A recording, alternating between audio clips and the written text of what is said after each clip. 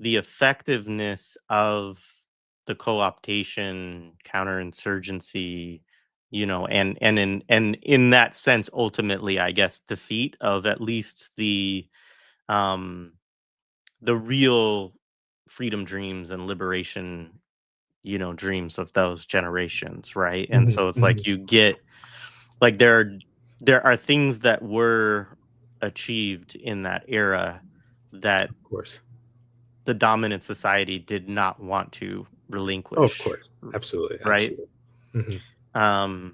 And I think that's kind of always in some way the way that struggle happens, right? Is that you probably aren't going to get what you want within your own generation, right? But Mhm. like if Mhm. you do it well, which I think we're very far right now from doing it well, Yeah, yeah, which is the definitely. humble part, right? Mhm. Um, but if you do it well, then like you can get things that then are Right. things that they don't want to get let go of. And I mean, if there's a failure, it's the failure in many ways of like Gen X and the millennials, to properly pick up those struggles, and maybe a failure uh uh to have to figure out how to have that transmission belt between generations, which that's one of Mhm. the things that counterinsurgency really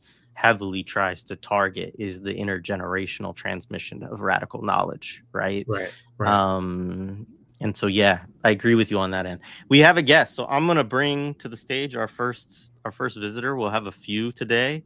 Mhm. Sina, good to be with you, my friend. I do want to say about Cena that, and I know I've said this before, but I say it again. I mean, Cena's been on this journey almost as long as we have with millennials. I think you started like a year after us or so. Um, but also that people a lot of times know Cena from the East as a podcast, and maybe now through Tankie Group Therapy and all these other collaborations that we're doing.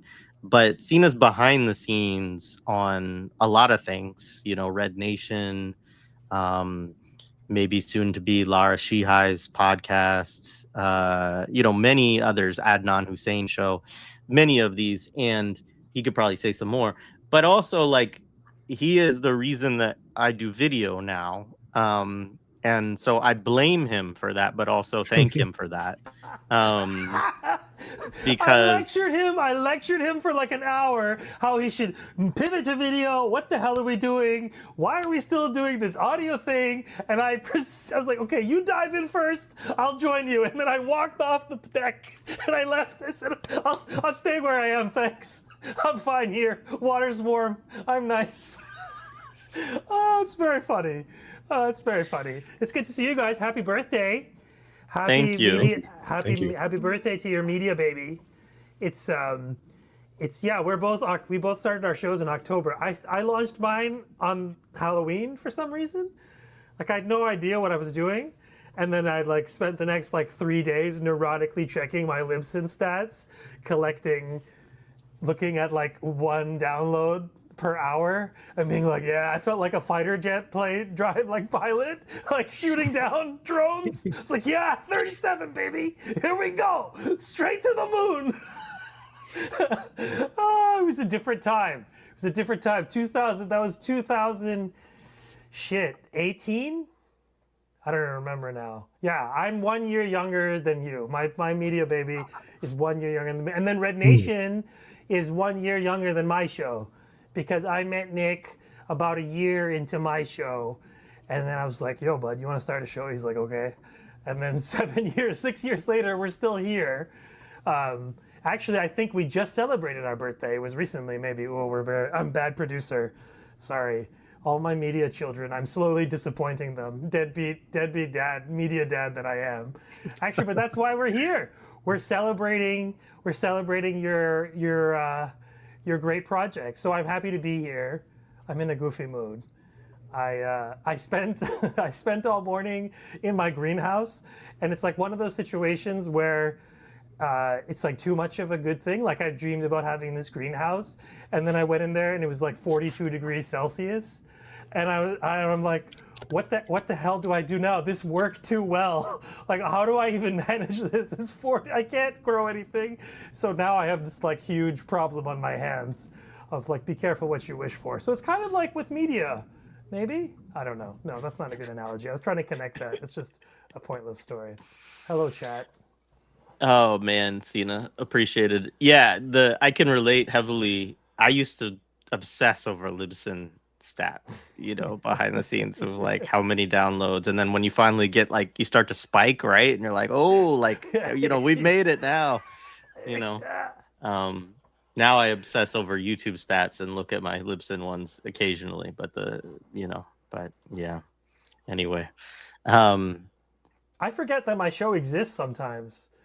Like because I went into more, because we took kind of different routes through all of this, is that you kind of focused on your show and kind of cultivated the community, which you did amazingly, and like your chat speaks to that.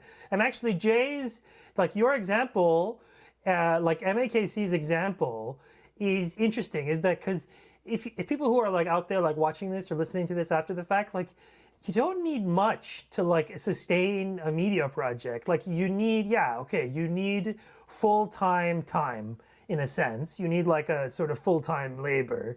But in terms of like actual infrastructure, a podcast is not hard to build. The labor obviously is where it mostly comes in, but the equipment is there. Most everybody's podcast equipment has improved drastically. Actually, that's something interesting we could talk about. What you guys have over the last 7 years, watching the kind of tech develop through all of this. From like, I used to use Zoom, and Zoom felt like the future when I was using it in like 2018. You couldn't make me use Zoom now with like a gun to my head, because it's the most like awful, unusable platform for anything. Yeah.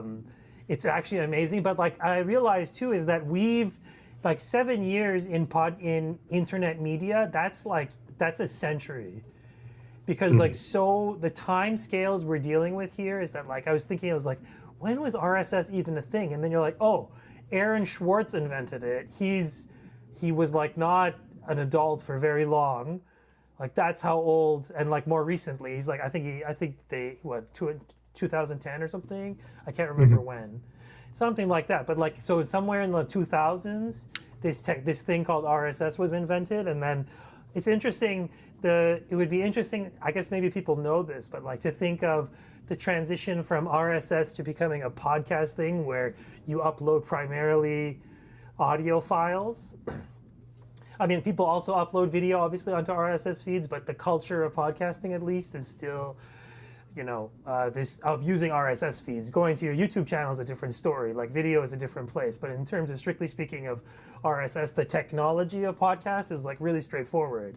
But we've also lived through this time where the nature of the consumption has changed, I would say too. So that the apps have changed, what people are doing when they're consuming them, how people respond to the podcast has changed. Like, it's interesting, all this stuff. So I guess my question to you guys is like, in terms of like the media history of your show, what's been the biggest shift, if you can, or one of them at least, for each of you? I'd be curious. The biggest shift how? Like say a just little like bit more. The most dramatic change in anything. So right now, like the thought of recording audio only, well, I guess for me, I still do audio only, I guess, if I do shows. Yeah. God, it's been so long. But I primarily think in terms of audio, but video for me is like an afterthought, which I guess is my own mistake, because like, for people who don't know, obviously the audience for video is so much bigger than an audience for audio. But Jay and I always have this debate too, is that like, what do it's a different kinds of listenership. It's a different kind of engagement with consumption. Some people use YouTube as an audio app too in all of this. So you can't like, sometimes you can't distinguish views on YouTube with like a sitting viewer. A lot of people just have you on in the background. So like all this stuff like has gone through podcasting. So I guess I'm curious in terms of maybe what's a big change for you, or something that sticks out in your mind has been a distinct kind of transformation in all of this. For me, it would be video and clips.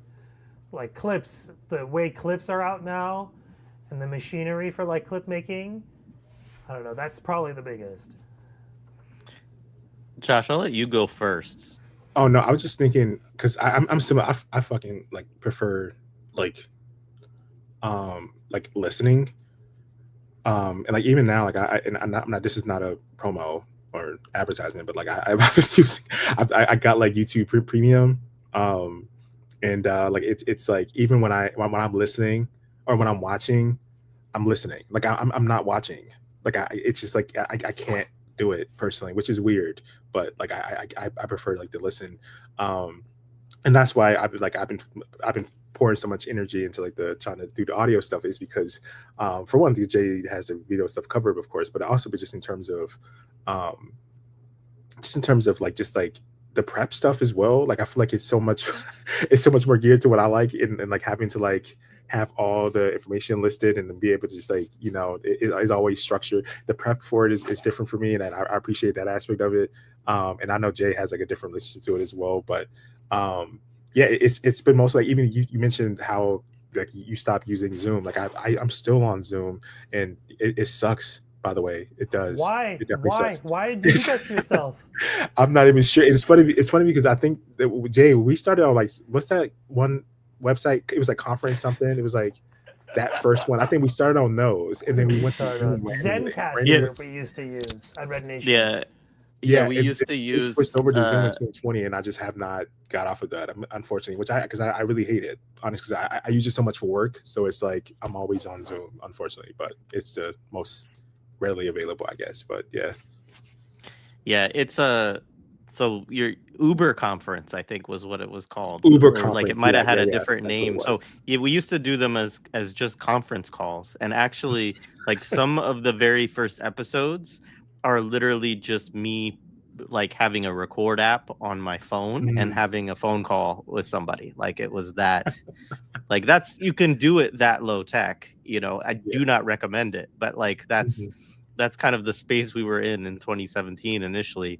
I think the first 2 episodes I recorded in my wife's childhood bedroom in my mother-in-law's house, like as my son, as my then like 9-year-old, now well I guess 8-year-old, now 16-year-old son was sleeping, right? And I'm sitting there like talking to freaking Geomar or somebody like that. So yeah, I mean that's one of them. Like the earliest one with Musa Springer was the Walter Rodney one, and it was recorded outside of like a family fun center, partly in my car during like a blizzard, and partly just outside, like literally like standing outside. So it like that's another reason not to necessarily go back to those episodes, is that the quality of what we were doing was like it was hideous compared to what we could do now, but very authentic. So shifts, I mean, to me the biggest shift was 2. I mean, one was the pandemic itself, so like lockdown, and people like I had to work from home. A lot of people did. I was not a frontline worker. Yes, you were. We were the front lines of podcasting. Well, right, exactly, yeah. So I really seized on that. Josh and I both seized on that kind of as an opportunity to dig in, and then of course, like that March is like kind of the lockdown phase, and it was also around that time I worked with Garrett Felber a little bit. They did a reading group with us and Robin D.G. Kelly. We read Solidarity is Not a Market Exchange, which is a piece Robin wrote. And he actually came through and talked to the group at the end of it. And then we recorded that and released it, right? And then I used it actually to kind of parlay to people. And this is an interesting thing, about podcasting, right? Is that part of it is like, I mean, I'm always surprised by how many people will say yes, right? But not that surprised anymore because we do have a big platform. But in the beginning, you don't, right? So like that's the kind of funny thing about it is in the beginning, you're like asking somebody to come on your show, but like they're like, who the hell are you, man? Like, Yeah. and you also are nervous about that, or I was at least, of approaching certain people, because I was like, who are we to ask this person onto our show? So Robin, we would use a lot. I would use a lot in emails to people like, hey, you should come on our show. Some of our other guests include like blah, blah, blah, blah, blah. Right. And so Fred Moten and Stefano Harney first come through in like around, as you have like post George Floyd. I think that might have been our first conversation or second conversation after George Floyd is killed, and they did a rehash of kind of talking about the undercommons and thinking about it in that context and thinking about rebellion. And so that was a huge episode for us. It's still like, I think, number 2 all time on our audio downloads, and introduced us to a whole new audience, like expanded our audience a lot. And, from there, I think that was really also the time at which Josh and we had started doing books, but we leaned much more heavily, and it was easier working from home.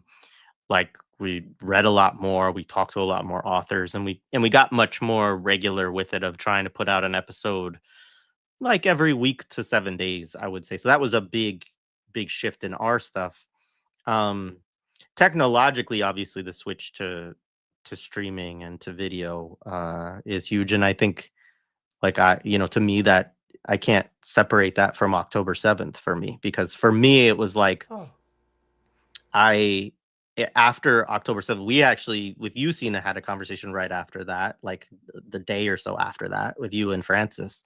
But that was like, oh, I don't want to be putting out conversations where I'm recording it and then releasing it a week later because I'm editing it or whatever else. And so that was really the thing of like, I want to be able to have conversations about what happened yesterday or today. And the only way to really do that is to stream. And so that was the big impulse to switching to stream, which was the other big piece. But I'm going to invite one of our friends that has been a big part of joining us in streaming. Hi, folks. And as you said, we met in person. We Twitter knew each other a little bit, but we met in person in the Robin D.G. Kelley study group initially. Yep. That was a long time ago. Man, 8's a good number. You're past the 7 itch. That's right. And you're going strong. Thank you so much. I mean, you know how central this has been for my own thinking, and just being able to ground and stay connected, and especially when I was in Doha too. So I'm just excited to be here and celebrate you all. And hey, Josh. Hey. And hi, Tina. Good. Hi. Well, I mean, I mentioned this in the show description, but Lara, I mean, this is another. Sina talked about shifts, right? And I think, like, with the YouTube thing, and this is one of the things that you and I have talked about, is it does give a space for different types of conversations a little bit too. Where the podcast, Josh and I really still have, but had a format that we really developed, that we kind of almost all, there are some exceptions, but like 95% of our conversations in the audio sphere follow the same kind of flow, right? Which is that we've read something, or we're responding to an event, and we have a set of questions that we've prepared, and we usually send them to our guests ahead of time, and we they have time to look at it, prepare their responses, and we have that discussion. And sometimes we have follow-ups or things that happen organically, but a lot of our audio stuff is sort of predetermined in some sense, as we go into the space, by what we are doing and then what the guest has prepared. Whereas in this sphere on YouTube, a lot of what I've done, it's different with each person and based on what conversation and my relationship with them.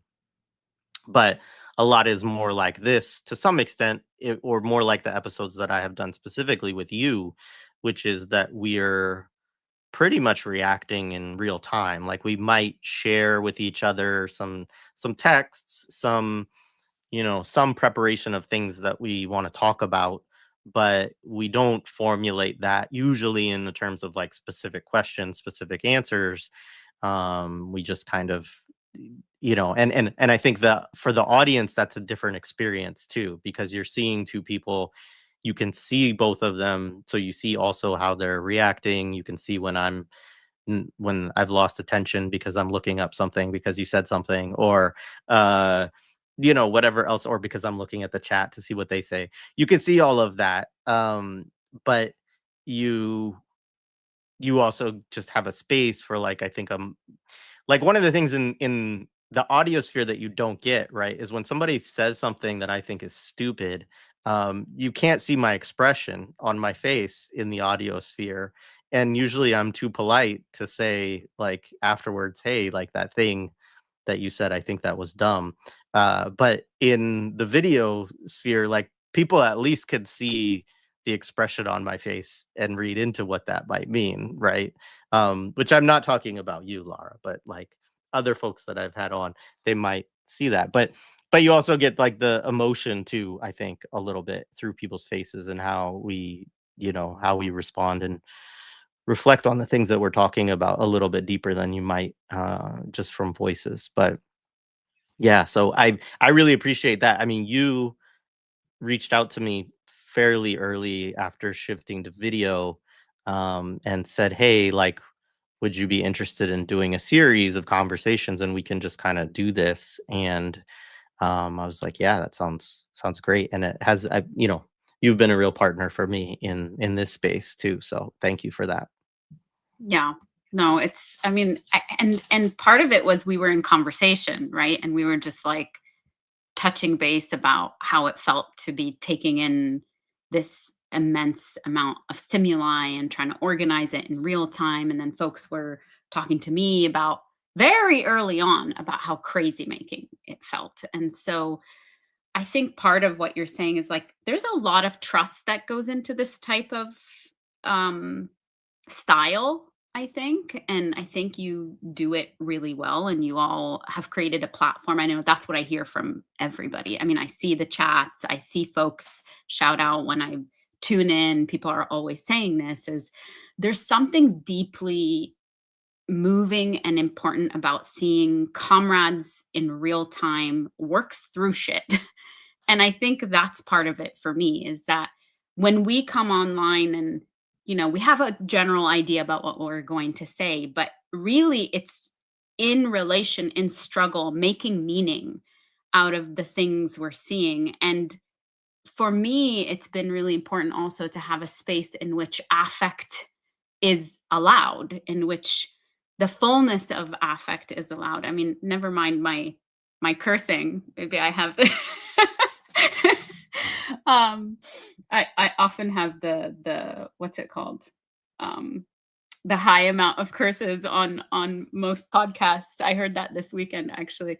But apart from that, just being able to sit and make meaning through emotions that are coming through and not having to be all tight in all of it. And I think having folks be able to tune in to the relationality, I think that's a huge part of it. And I think that's what you've done in making these live conversations and, certainly seeing the laughs, the eye rolls. I mean, the amount of time that I've rolled my eyes out of my head almost because some of the shit that we put online or some of the things we share, especially about Zionist ghouls and their ridiculousness, just being able to be together in this, and then having forming a relationship also with other people on screen, and certainly the crossover to Tankie Group Therapy, and so I have a very special place in my heart, and I'm forever grateful to you all for creating this and making sure that it's public facing. I think that's the big piece, because so many of us feel alone. We've talked about this before, about these systems and this wear and tear and this constant struggle, making us feel like atomized subjects just alone, and having to have the responsibility of individually processing all of this, which also makes us lose sight of the structural piece, like the analytic that we have to continue forward. I'll also say, just finally, and I see Renee's on too, is that the concept of, like, I've really, through our conversations and through your generosity, I've really been able to think through and hone this concept of psychic militancy. I couldn't have done it without us being able to push through this and really challenging us to think about what is happening in real time, and why do people get confused, and why does it derail us, and how do we lose sight of the structure even though we know what's going on. And especially for those of us who are politically committed, like, it's one thing to, you know, bring in Sina's liberals, right? That's easy. They're always fucking confused. But for those of us who are committed, how is it that we lose sight? And it's our conversations and our comradeship, I think, that really sets the tone for that. So I really appreciate it. Well, thank you, Lara. And like, what a compliment that you feel like our conversations have contributed to, you know, the forming of the psychic militancy, you know, framework, which, you know, I deeply appreciate, and, you know, look forward to seeing all the work that you're putting into laying that out. Renee and Stefano, good to see you both. Stefano, I'm going to go to you first because I don't know how your connection is or how much time you have. But you know, I was saying a little bit ago that you and Fred coming on to do that, you know, Undercommons Revisited episode was one of the big moments for the podcast in terms of like really helping it to grow and reach a new audience and connect with a lot of people. And I just wanted to thank you for that, man. And also, it was really cool getting to hang out with you and Fred a little bit at UCSB, I guess a year plus ago. And, you know, I just appreciate both of you immensely for the work that you do and for who you are as people. Well, it's been an honor to be connected with your show, and especially because, you know, I followed some of the other guests who've been on over these last, is it 8 years? And wow, we've been in really great company. And I feel very grateful for the chance to be on your platform. A lot of people have told me about, you know, seeing us there, and, you know, I just want a chance to come on and say thank you, and to tell you that the work you do is important. And, you know, you do a show over a few years, you do anything over a few years, you have a moment where you wonder, you know, I'm sure you've had this, is it worth it? And, you know, is this something I want to continue with, and what's the price of it? But, you know, from where I'm sitting, it's been more than worth it. It's been, you know, invaluable what you're doing there. So I just want to come on and say that. And I am, I think my connection's okay. I'm here in Yeah, it's Brazil, good. in Aviña, and I'm just happy to be able to connect with you. Yeah. Well, thank you, man. I appreciate that. And appreciate the other thing I should say is that we've also done study groups over the years on both the Undercommons and both All Incomplete. And one of the things that, you know, was a reflection from folks, maybe you could actually say something about this from your perspective, but when we did them, folks said, well, gosh, I never could have read this book by myself. You know, like there's too complicated, you know, a lot of the stuff that they're digging through.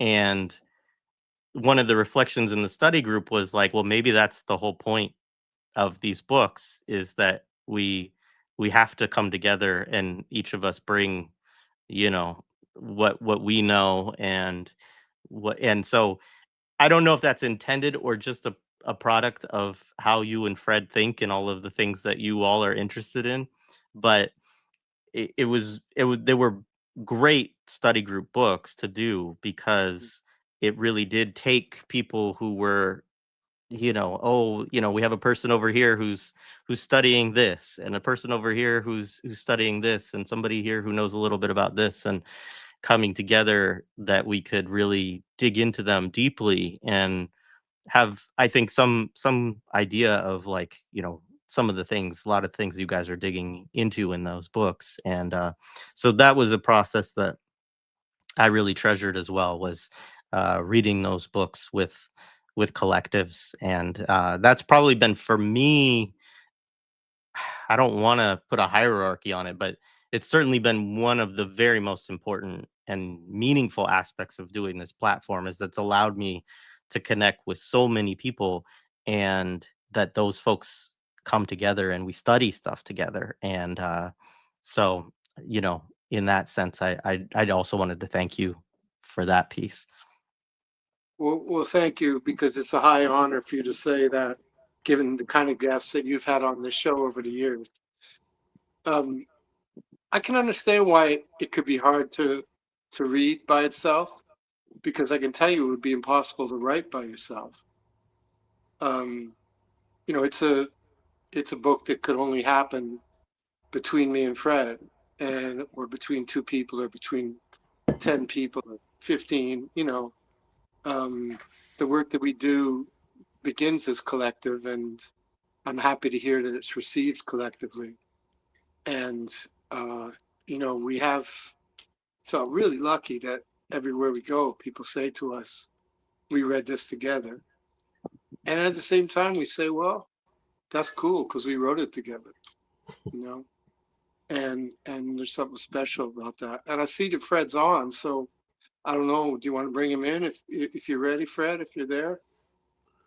Yeah, I kind of lost track of time, but I must have heard you in my mind, because here I am. So, hey, everybody. Hey, Jared. Hey, Fred. Yeah. Fred, it's great to be with you again. Yeah, I mean, aside from the conversation we did with you and Stefano, we also got the opportunity to put you and Hanif Abdulrakib together, which is one of the funny conversations, because it's one of the ones where, in some ways, I was, I think Josh and I were basically an appendix to that conversation, almost, like, because once it started, you and Hanif had all these things that you could that you could go into with each other, and it was beautiful to watch that. And so I think we asked 2 questions or something like that, and you all just took it in a lot of different directions, and that was really fun. But also the conversation on Palestine that we had, Fred, right after October 7th in 2023 is one that people bring up a lot, as being, really meaningful to them to hear. And somebody just this week was referencing it, and something I was, involved in. And so, just thank you both for your support of the podcast and your involvement with it. It's wonderful. Thank you. I mean, it's like a staple now, for us and for a lot of other people too. So we're just very glad not only to be a little part of it, but also that you're able to keep it going, and it's great. So thank you, and Josh too. So, yeah. Well, much appreciated, man. Renee, let's bring you in. Thank you for joining us. I just want to point out that you stay setting me up every time. You're like, Stefano might have a bad connect. That Fred comes on. Why you do me like this? I don't even understand. Like, how does this happen? Renee, you have to. You're too humble, right? Like, you need to understand that, people tune into Saturdays with Renee every week, and you have conversations with all kinds of folks, and people look to you, right? So, like, don't be intimidated by Fred Moten. And I'm still shocked when I hear it. Like, I sent Lara an email, like, I was just so excited to, like, and Lara was like, wait, I watched you too. I never expect that answer, right? Like, I literally never expect that answer. I was the one fangirling. which is like crazy to me, right? But I just, you know, I'm on the road and I was listening, and, you know, Jared and I've never actually had a chance to talk to Josh directly. So Josh, thanks to meet you. But Jared and I have like these random like you know, text encounters, and then I'm like, call me, or like, can I call you? And I'm so honestly appreciative of like the work that you all have put in. And, you know, I said it a long time ago when you all were, I think it was, you were about to hit like either 5,000 or 8,000. And I was like, how have you not like hit this market yet? Like, why, how is it even possible that you don't have more people paying attention to the work that you put in and the information that you provide? And it's vital. Like, what you do is vital. So I really appreciate that I can be in your circle. I like that I can text Jared and be like, let me ask you a question. because we need that, right? Like, we need people who might have like that extra whatever bit of information you need in the moment that you're searching for it. And so I appreciate the work. It's crazy that so many of us got started in October. I just looked. We'll be at 2 years next week, which, like, head swinging, can't even imagine like how we got to 2 years and we're still going. But I mean, I appreciate being, Lara called it an ecosystem, and I think that was a great way to put it when we were in that one. So, you know, thank you. I just wanted to say congrats, because it's dope. It's dope. Thank you, Renee. And yeah, I mean, I think that's one of the beautiful things is that I think that's an interesting thing about being on YouTube a little bit more than the podcast side, like the differences. And Sina, I know you got to go, but just kind of to the question you raised earlier too, is that, I mean, there are all these reasons not to be on YouTube. Like, fuck this company, like, you know, I mean, all of that. But it does, I think, provide a space for some modeling of community and conversations with people, not necessarily in the format that we would hope for, right? But it's a little harder to do that, I think, in just an audio podcast space, and to have people be able to really kind of feel it in the same way, kind of connected also to what Lara said. And I think we've all needed a lot of that, I think, post October 7th, 2023, too, of when the world really just, the level of feeling like you're going crazy just went, as Lara was saying, like through the roof, you know.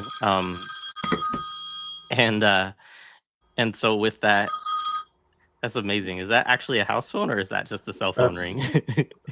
My son is calling to mess with me about something, but I'll call him back in a little bit. Sorry about that. Is your ringtone an old school ring, or is that a literal phone that he called on?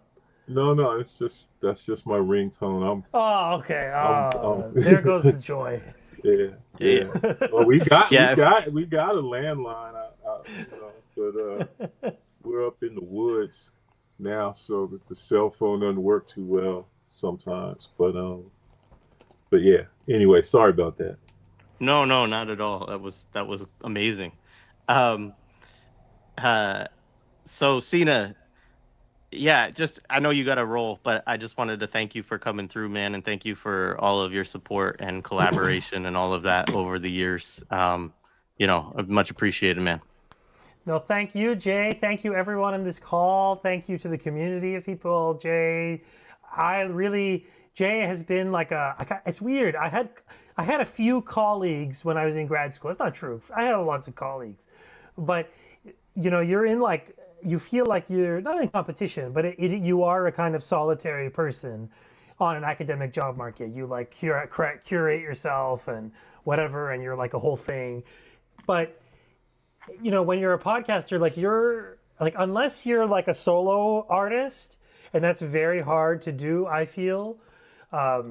it's very hard to do, especially when you don't have a platform already. It's very hard to start with no platform and just be yourself and just talk to. So in the end, your job is to platform other people. And so when other people decide not to do your show, like that's when it's over. So I always find it funny when Zionists or whatever threaten like to end my show. I was like, what are you gonna do? Stop me from having friends? Like if you shut down this show, I'll just start a new one and I'll call it East is a Podcast too. Like how will you stop me from talking? And so partly I think I'm like an evangelist for starting shows in the sense of like, we need more nodes on this network. Is that like, we are in this like incredibly hostile fascist media economy that is at war with us. Like literally, like we are the enemy of a paid class of people, like a bigger enemy than actual fascists. Because guess what? Liberals and fascists are like best buds.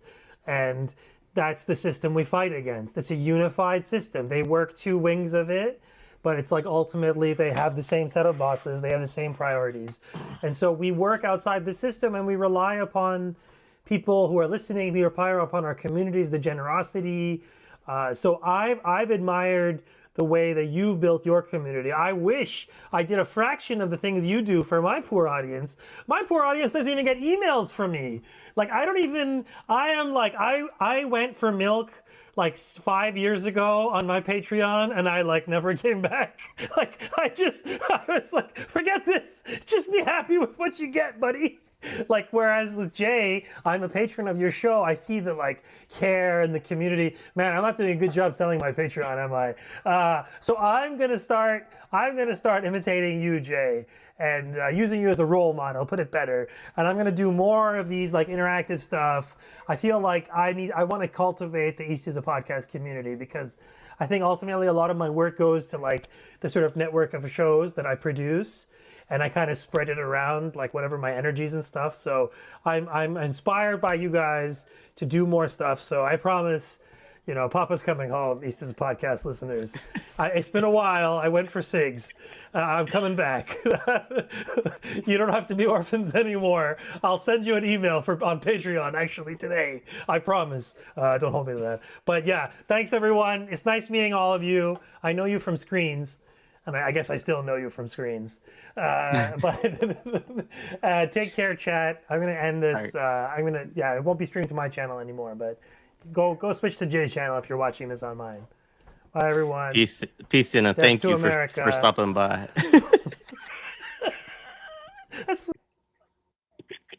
Oh, man. So Fred and Stefano, so one of the things I've been asking some folks is because we usually ask the questions on our show, is if you all have a question that you would want to ask Josh or I about this or anything. Well, it's not a question so much, but it's a comment. I've been really enjoying watching kind of, you know, off and on the going through those films with you and the guests who have been talking about the movies lately, and it makes me think of when I was in grad school. I started grad school in '85, so a lot of the films that y'all are talking about were, but I remember a big book that was kind of big for me in the late 80s, early 90s, I forget exactly when it came out. It was this book by Frederick Jameson called The Geopolitical Aesthetic. And he had this whole thesis about these sort of conspiracy films of the 1970s and the way that that within those films, there was a kind of aesthetics of totality, you know, that he was able to discern, you know, in those sort of, you know, like 3 Days of the Condor and stuff like that. And what I guess I've been realizing, particularly that last session with Orisanmi Burton on that Badge of the Assassin, was like, man, whatever inadvertent radical shit was slipped into, you know, those kind of films in the 70s, there was definitely pushback in the 80s, you know, and anyway, there's a lot more that one could blather about, but mostly, yeah, I just want to say thank you for being able to, watch those movies, even though they're horrible, but it's still it's like useful though, So Appreciate it, man. Yeah, I mean, so the Imperial 80s. So yeah, I mean, shout out first of all to Mtume, my co-host there for those episodes, and yeah, it's a fun project. It's kind of like trying to deprogram our childhood or something like that, trying to like you know think through the things that they put in our brains as we were kids growing up, and hopefully through that it's fun for people, but it also is educational and thought provoking and all of that. But and really also, my father asked me the question. He said, well, don't you think they're still doing the same thing now? And I was like, well, yeah, but it might be easier for us to to analyze it a little bit in hindsight, if we go back a little bit, just so that we can contextualize the era a little bit and have some distance from it. But hopefully in doing that, it also helps people to analyze media that they're exposed to or indoctrinated into now. But yeah, the 3 days as a condor thing is really interesting. It actually came up in an audio conversation I had with Joe Emmersberger last week, and he mentioned that a lot of CIA guys actually really liked that film, because they thought it made them seem evil, competent, but smart. Like it wasn't, and so they were like they didn't mind people thinking that they were evil.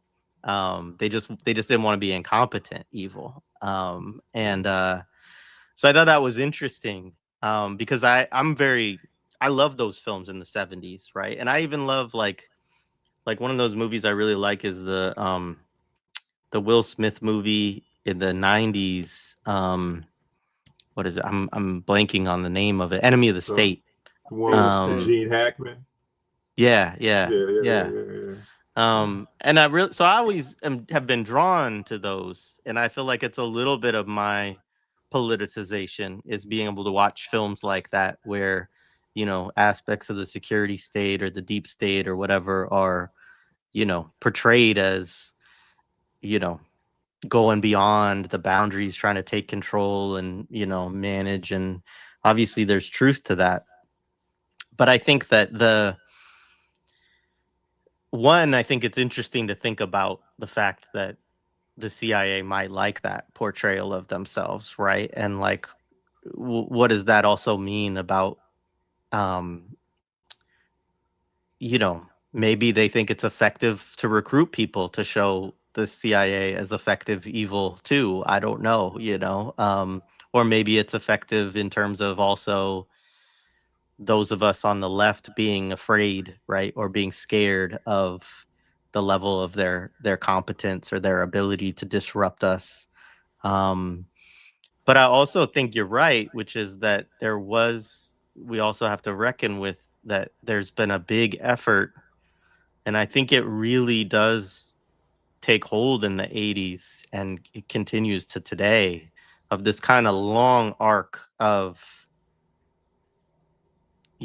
wanting to present the CIA, the FBI, the police, all of these forces in a very ultimately, positive, heroic kind of light, even if there's, you know, maybe individual corruption or, missteps made along the way, right? That then just serve to show, well, but the system, fixed those things and is moving on and is moving forward. And, every system has its deformities or its dysfunctions, and we can address those and move on. But yeah, I think the 80s is really interesting that way, because I think you see a lot of media work being invested in to start to make people more effectively, I guess, to heroicize, I guess, is it, to develop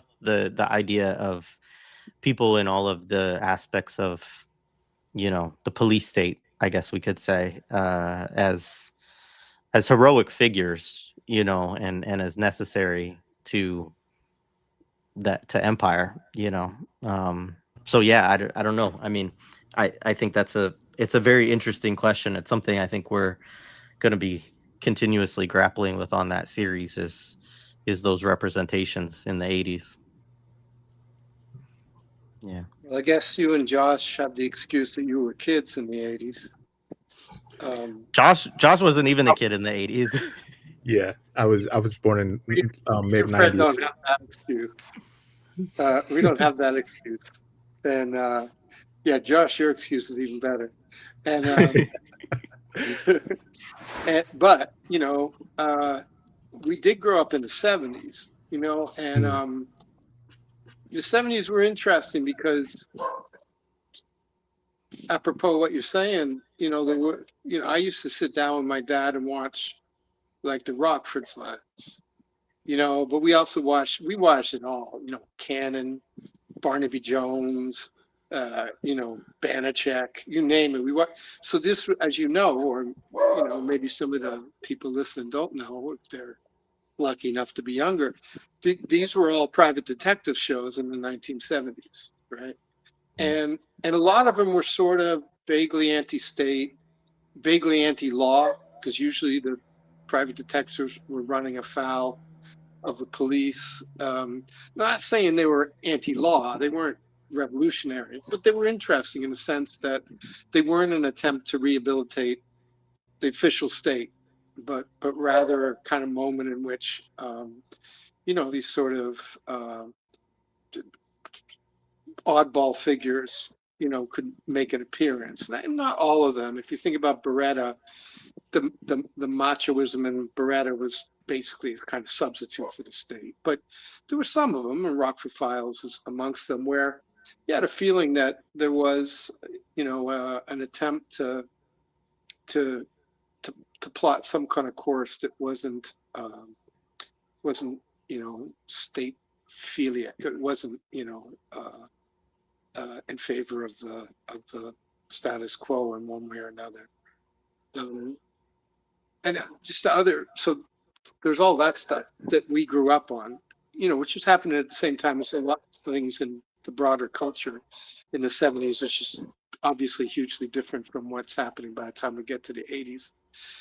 But I also say, from my own point of view, since I moved to Brazil, I've had these different timelines in my head. So in the 1980s, when Fred and I were in university and when we were encountering these films and when we were dealing with the movements of that time, the anti-apartheid movement, the Central American movements, etc. This is a period in Brazil that was fascist, not like how we talk about the US now, but actually, you know, people disappearing, etc. So seeing this, having these different timelines in my experience now and how people react to these things, I think has also had an effect on. Uh-oh, I might have lost you there. An effect on the way. Yeah, sorry. I might have had an effect on the way that both me and Fred have perceived the contemporary experience for different reasons. But certainly, I think the two of us have had a, you know, a kind of understanding of the Trump revival of America as exactly that, not as so much as a new and creeping fascism, but as a kind of something that we're, you know, historically and personally familiar with. And this is, you know, maybe a slightly different take than some of what we've heard around us. But certainly on your show, we've heard everything, and that's been amazing. So, you know, this, between the experience of the 1970s and some of my contemporary experience, I have some doubts that we should be rushing to think of what is happening right now as a fascist moment. Which is not to say that we shouldn't be sympathetic to those who feel victimized or are victimized, but I'm not sure as an analysis that it's that helpful to think of the current moment in that way. it feels much more like a kind of familiar return to business as usual in the U.S. I kind of have a question for everyone, actually. If anyone wants to answer it, but on that point, because I'm thinking about like I've been watching hundreds of films the last couple of years, and I'm trying to, for my own, individual research, I guess. But but I've noticed two of my favorite decades of like cinema have been the 70s and 80s, right? And so like when I agree and understand that like that there was obviously a presence of just explicitly, counterinsurgent like project or culture productions coming out of Hollywood, of course. But there also seemed to be a great depth of counter hegemonic media as well, or like just art generally speaking. But I'm thinking about, just to name a couple, like the Spook, Who Sat by the Door, which obviously was repressed heavily by the U.S. But I'm even thinking about like Dog Day Afternoon, and like and you got so many others, Punishment Park, and I'm even thinking about even like Orient nationalist films like Sans Soleil. I think it's pronounced. It's a French film, for example, or Come and See, which was very anti-imperialist, or and like obviously like as much as there seem to be obviously how the state produces and reproduces itself culturally speaking, of course, there also seem to be more of a counter to it in one way or another, internationally speaking. But you compare that to now, right? Where I feel like it's somewhat like naturalized, where like there's nothing, like if you look on network TV, it feels like every fucking network has a cop show, or has a FBI, or you know what I'm saying, like some type of every show. And I it was funny because I remember seeing a stat a couple years ago. I don't know if you guys watched Succession, but I remember Succession being like this big deal. A brilliant show, by the way, brilliant show.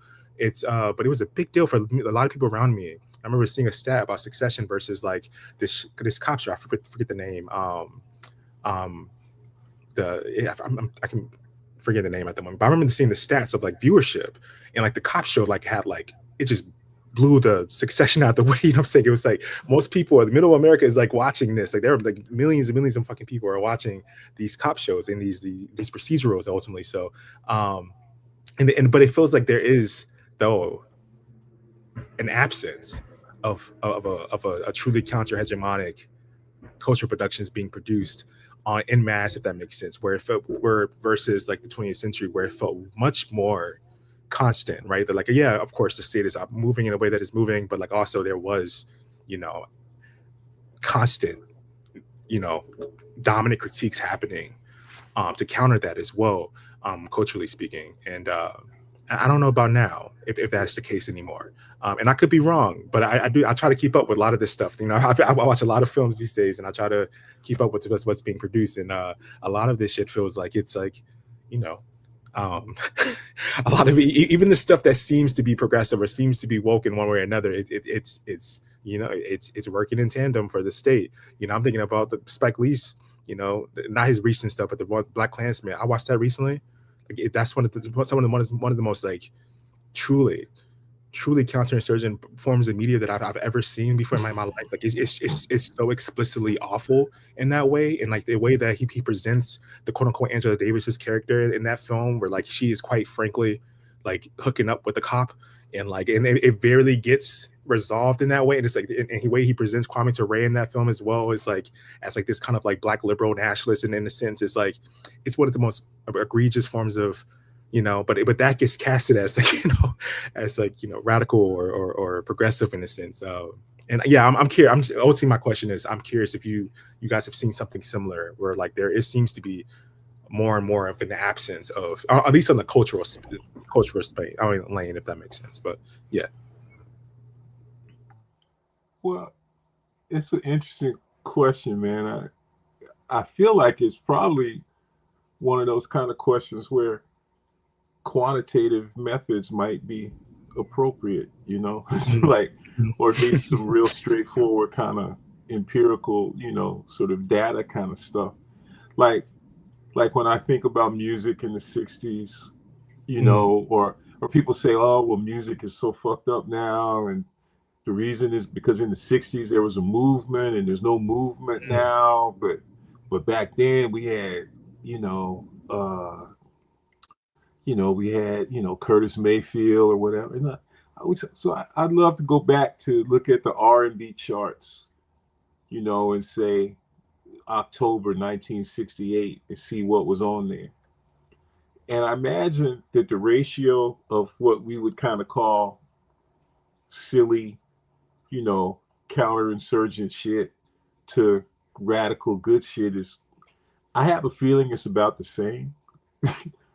It's just that, we have all these years of hindsight that have allowed us to really study Curtis Mayfield, and to pay attention to what's going on in that music. But he certainly seemed to think of himself as speaking against the prevailing winds at that moment. There's a kind of through line running through his lyrics, which is like I think of We're a Winner. He's like, if you'd only listen to what I have to say, he's constantly saying, will y'all please listen to me? So I kind of feel like, and then there's another element to it too, which is we might be able to look back now to some of the silliness and find radical elements within the silliness, like, man, I had a conversation, both of our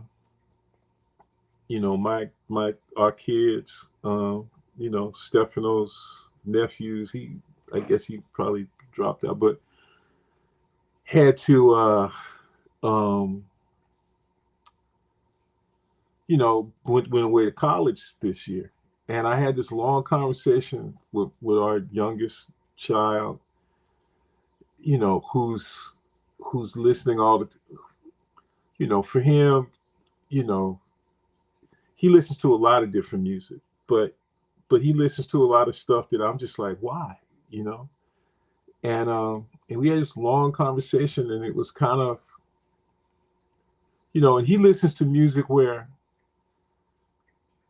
like, somebody asked me yesterday what I thought about Kanye West, and I immediately started, and I just said, oh, well, Kanye West, I feel, I'm sad. He just makes me sad. If somebody asked me about Coltrane, I'll start talking about the music. Somebody asked me about Kanye West or Cardi B, I start talking about them. Right.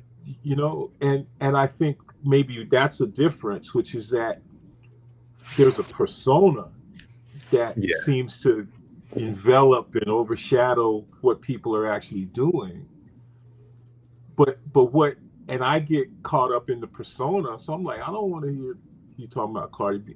But I sat and listened one day to Cardi B with my son, and I heard a whole bunch of stuff that I hadn't heard. You know what I'm saying? And so I guess what I'm saying is we'll learn how to read and how to listen to this stuff.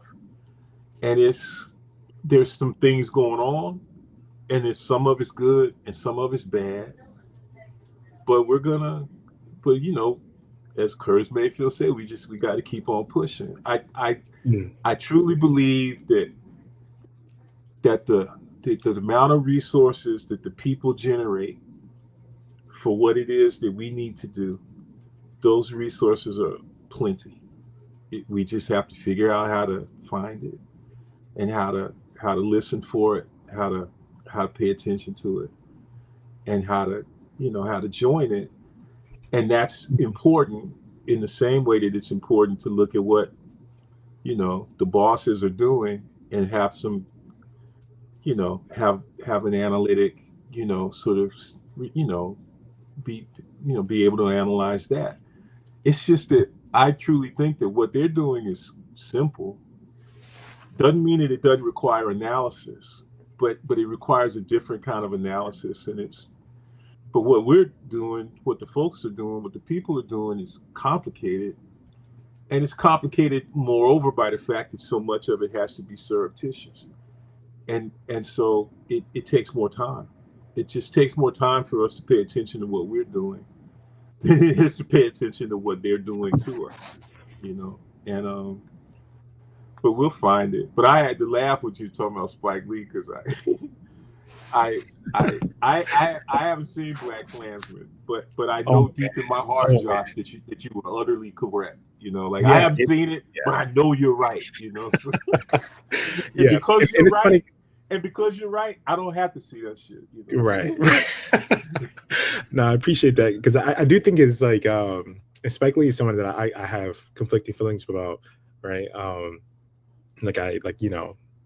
I saw Malcolm X when I was 14 years old for the first time, and it blew my mind. But then I saw it again, a couple months ago, and it's like I can, now that I know much more about Malcolm X, of course, and I've read much more about his life, it's like, oh, I can see how this is like, but I can also see the brilliance in it as well, right? But there's still brilliance to it, but it's still like, it's but it really does. It's just sometimes to me, right? Like I don't mean to like ever like dismiss, because I know radical artists, right? Like I know that there are people doing brilliant work, and I know a lot of this stuff comes down to even like something as simple as like funding, like what gets funded, right? And what even gets to the point where like it makes it off the the notebook, the notes ultimately. So, but I really do. It feels like it's in a sense that like there's something of like, I don't even think about it, and the point about Kanye West is a great one, I think, or even Cardi B. Like I think mainstream hip hop's greatest export today is like self-annihilation, even like that. Like I think they're truly producing counterinsurgency. Like I think that is like that's the primary function of mainstream hip hop today. And again, there's some brilliant underground I'm saying hip hop artists who are doing some brilliant work, and they're making pennies, and they're starving artists. I'm saying? It's like, and they can't make money off of this. They can't I'm saying survive off of the music ultimately. So and I know that's the trade-off ultimately. But it just feel like somebody even in terms of like the more popular artists, something like the Kubricks and the and folks like that who were like, they had something to say, they had something, they were like able to apply, I guess, and compared to like the artists of today, the more mainstream popular artists of today, if we're talking about popular culture ultimately. So which is what the masses are consuming. That's what Part of what your question made me think, Josh, and then Fred's answer was that this show and what you all are doing, for me, feels like a continuous project of disrupting identifications. Like I'm speaking psychoanalytically, of course, but also affectively. And if we're thinking about counterinsurgencies and how they work to lodge themselves inside of us, they work through identifications that sort of build internal infrastructures that get mobilized very quickly. Like you don't have to do much, right? So Fred sort of talking about like, okay, somebody says Kanye and you start talking about him, the persona. Well, that shift, what does that happen? And I feel like what you all have been doing, and maybe this is what I was thinking about these public facing conversations, is what does it mean to constantly press and put pressure on the identifications, the ideological identifications that are meant to hide seamlessly for all of us. And this analytic, whether it's through the Imperial 80s or these conversations or through questions that might seem to all of us so basic, like a lot of people are like, why do I even have to repeat this? Well, part of why we repeat it is because there's an entire industry, ideological industry that is meant to shore up and stabilize these identifications. And so, but your project for me, for the show, goes further too, because it's one thing about disrupting identifications. Okay, we repeat that.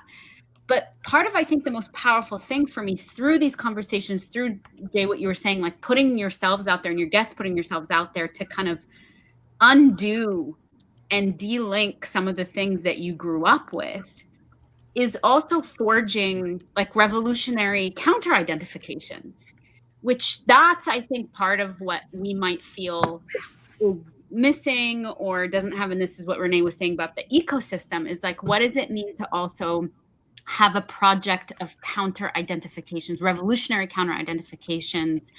And that doesn't have to be neat or fixed or done for. To the contrary, it's like what emerges. Like the Imperial 80s came about through the process of your show and this relationship building, and then saying, okay, there's something I want to do in real time with somebody else. And I think that's the other piece for me, is that this project of identifications, disrupting identifications, and then forging revolutionary counter identifications is also a relational project. It's a collective, like Stefano was saying this earlier, like how do you do this together? Because the process of doing that alone, it's really hard to also come upon some of this stuff. Like Jay, some of the more powerful conversations you and I have had are like when we fall upon shit that we thought we've excavated and been done with, right? Whether that's through the myth making of empire or any one of these things, or carceral logics within ourselves, or disciplining functions of each other, of other comrades, whatever the case is, it's a rigorous, this shit's rigorous, and it has to be constant, and it has to be disciplined, and it has to be explicitly political. And I think that that's what you're like, I'm just putting it together as I listen to everyone. I'm like, okay, this is the through line. Like, this is the project here. Whatever subject you all are taking up, I feel like you're doing that political project for us. And I'm just super appreciative.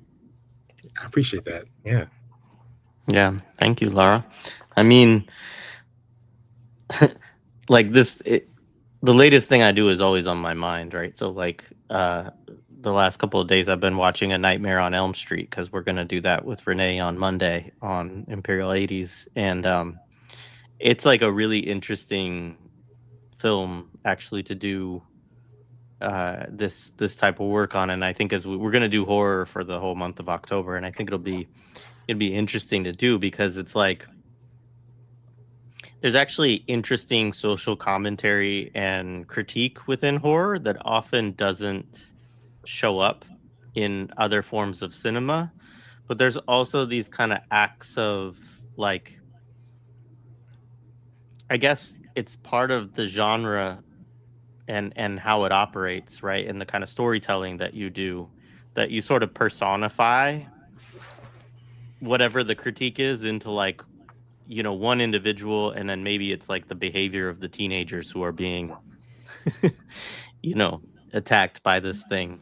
And I mean, it's interesting because I think I've heard people say this too, that it's frustrating. I think Jared Ball said this actually last week, that it's frustrating to some folks that the only films they feel like are coming out now on a kind of mainstream, you know, Hollywood level that have some kind of social commentary and critique are horror films. Like that seems to be a space where people have found there's been a lot of black horror films. Like people were talking about the film Him, which I haven't seen yet, but Bad. but the point being that this is a space where people are trying to do some form of social commentary and critique, which is very limited, I think, within a lot of the stuff we get, at least in the biggest platforms. So like you can look at Freddy Krueger, and you know, I listened to Wes Craven talk about who he is and his own journey, and like what he's representing or thinking about with Freddy Krueger. And like, you know, the image of him comes from some guy he was afraid of as a kid, basically, that, you know, and combined with kind of homeless aesthetic, and aesthetic's probably not the right word, but homeless representation. And I mean, there's interesting stuff in what Wes Craven thinks about it, but then I'm also like, so another thing on my mind is people saying recently to me that they can't watch horror right now in this moment because the world is so horrible, right? The world is like that it seemed like that Freddy Krueger is not scary, you know, compared to like what they're dealing with on a day-to-day basis, or what they see when they, you know, turn on their phone, right, and see what's going on in Gaza or Yemen or, you know, Lebanon or you know, Congo or whatever. And yeah, I agree with that, but it is interesting in terms of thinking about horror films and thinking about, well, like what happens if you just tell people like Freddy Krueger is capitalism, like he's like that's what that shit is, right? These are the evil things that are coming out. You know, the real terror is what's produced by our system. And these films now, like New Line Cinema is not going to do that, right? They're not going to say that. But again, it comes to us coming together. And I do think that's something that we miss sometimes. I guess it's kind of to thread the points you were making with Josh with the ones you were making, Fred, as well as you, Lara, is to say, like, I do think sometimes when we get too invested in just the product of critique, we forget about like what we could do when we get together with our friends and, look at a film and say, hey, like, what if we just, we put our own spin on this or our own narrative on this, or we develop some kind of messaging that we want to get across out of this, thing. And I feel like that's something that was also more prevalent before the internet, honestly. Like, we might do it on here now, but that's something that I miss or I feel a loss of, which is maybe also part of my interest in going back to the 80s, because that was a time when, I would get together with my friends in person and we would talk about stuff, and so yeah, I don't know. But it's an interesting, I don't know where I went with that, but I went somewhere.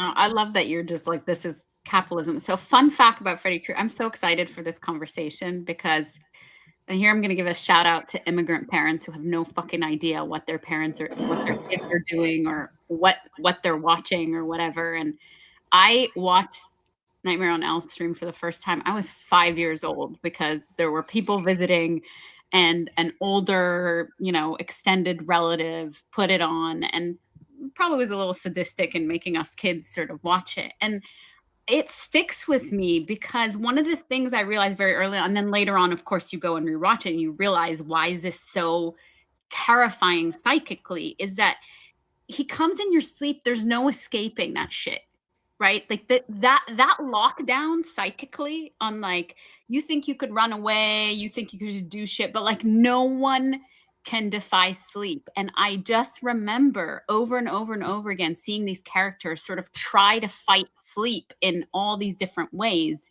And like the thing which is why the capitalism thing really actually, sticks with me, is like all the ways in which it infiltrates and you're like always in the system. You have to disrupt it in some ways. The second thing about it that was really interesting to me, I don't know in what part of the franchise you have this like first rehabilitation story of the sociopathy that's involved, and you see that he's sort of abused, right? And that I think also is sort of seeing what characters get rehabilitated and what don't, and how that's part of the project. And so there's just so much there. But I am one of these people that just can't watch horror anymore. And at one point, I think subjected myself to that through mastery because of the 5-year-old story I'm telling you about. And then just sort of like, this shit is just like too real. And you don't, there's this type of cruelty that exists in real life and is produced and exacted on certain people, and certain people can escape it and others can't. And so it just feels like the pervasiveness of that and how deep it goes. Like, it's just so psychically disturbing. So I'm grateful that you all are taking this on. So maybe I can dig up another layer of my psychic mastery of Nightmare on Elm Street. Yeah, and we're gonna traumatize you by making you watch Delta Force with us in November. So look forward to that. Fred, what do you want to do with us? You want to do an Imperial 80s? I don't know. I don't even. I can't think of what was. I don't have any movie that comes to mind really. When I think about the 80s, but if you give me an assignment, I'll work on it though. So, all right, we'll send you some stuff. Okay. All right, man. Well, Lara and Fred, we're gonna start to wind down. I think we're gonna take the last couple minutes to sort of do some reflecting and some thank yous and stuff like that. So, anyways, I just want to thank you both for coming through and chatting with us and sharing this celebration with us. But also just both of you for all of the support that you've given us over the years. It means a whole lot, and is a big part of why yeah, I mean, Stefano asked the question of like, thinking about, stopping or that kind of stuff. And that's creeped in a few times, but it doesn't usually stay for very long. And I think it's because of folks like you, as well as like just all of the people that support the podcast and are involved in some way or another. So yeah, thank you both. Thank you. Thank you. Thanks for Thanks for inviting us. having us. Yeah. Yeah, cool. absolutely. Folks. Congrats. Okay. Thank you. Yeah. All right. All right. Thank you. Oh. All right, Josh. So I do want to kind of wind down. Was there any other topic or any other specific thing you wanted to get to? Because I can pull up, there's some stuff from the audience, and audience, you could drop a question in there if you want, or two.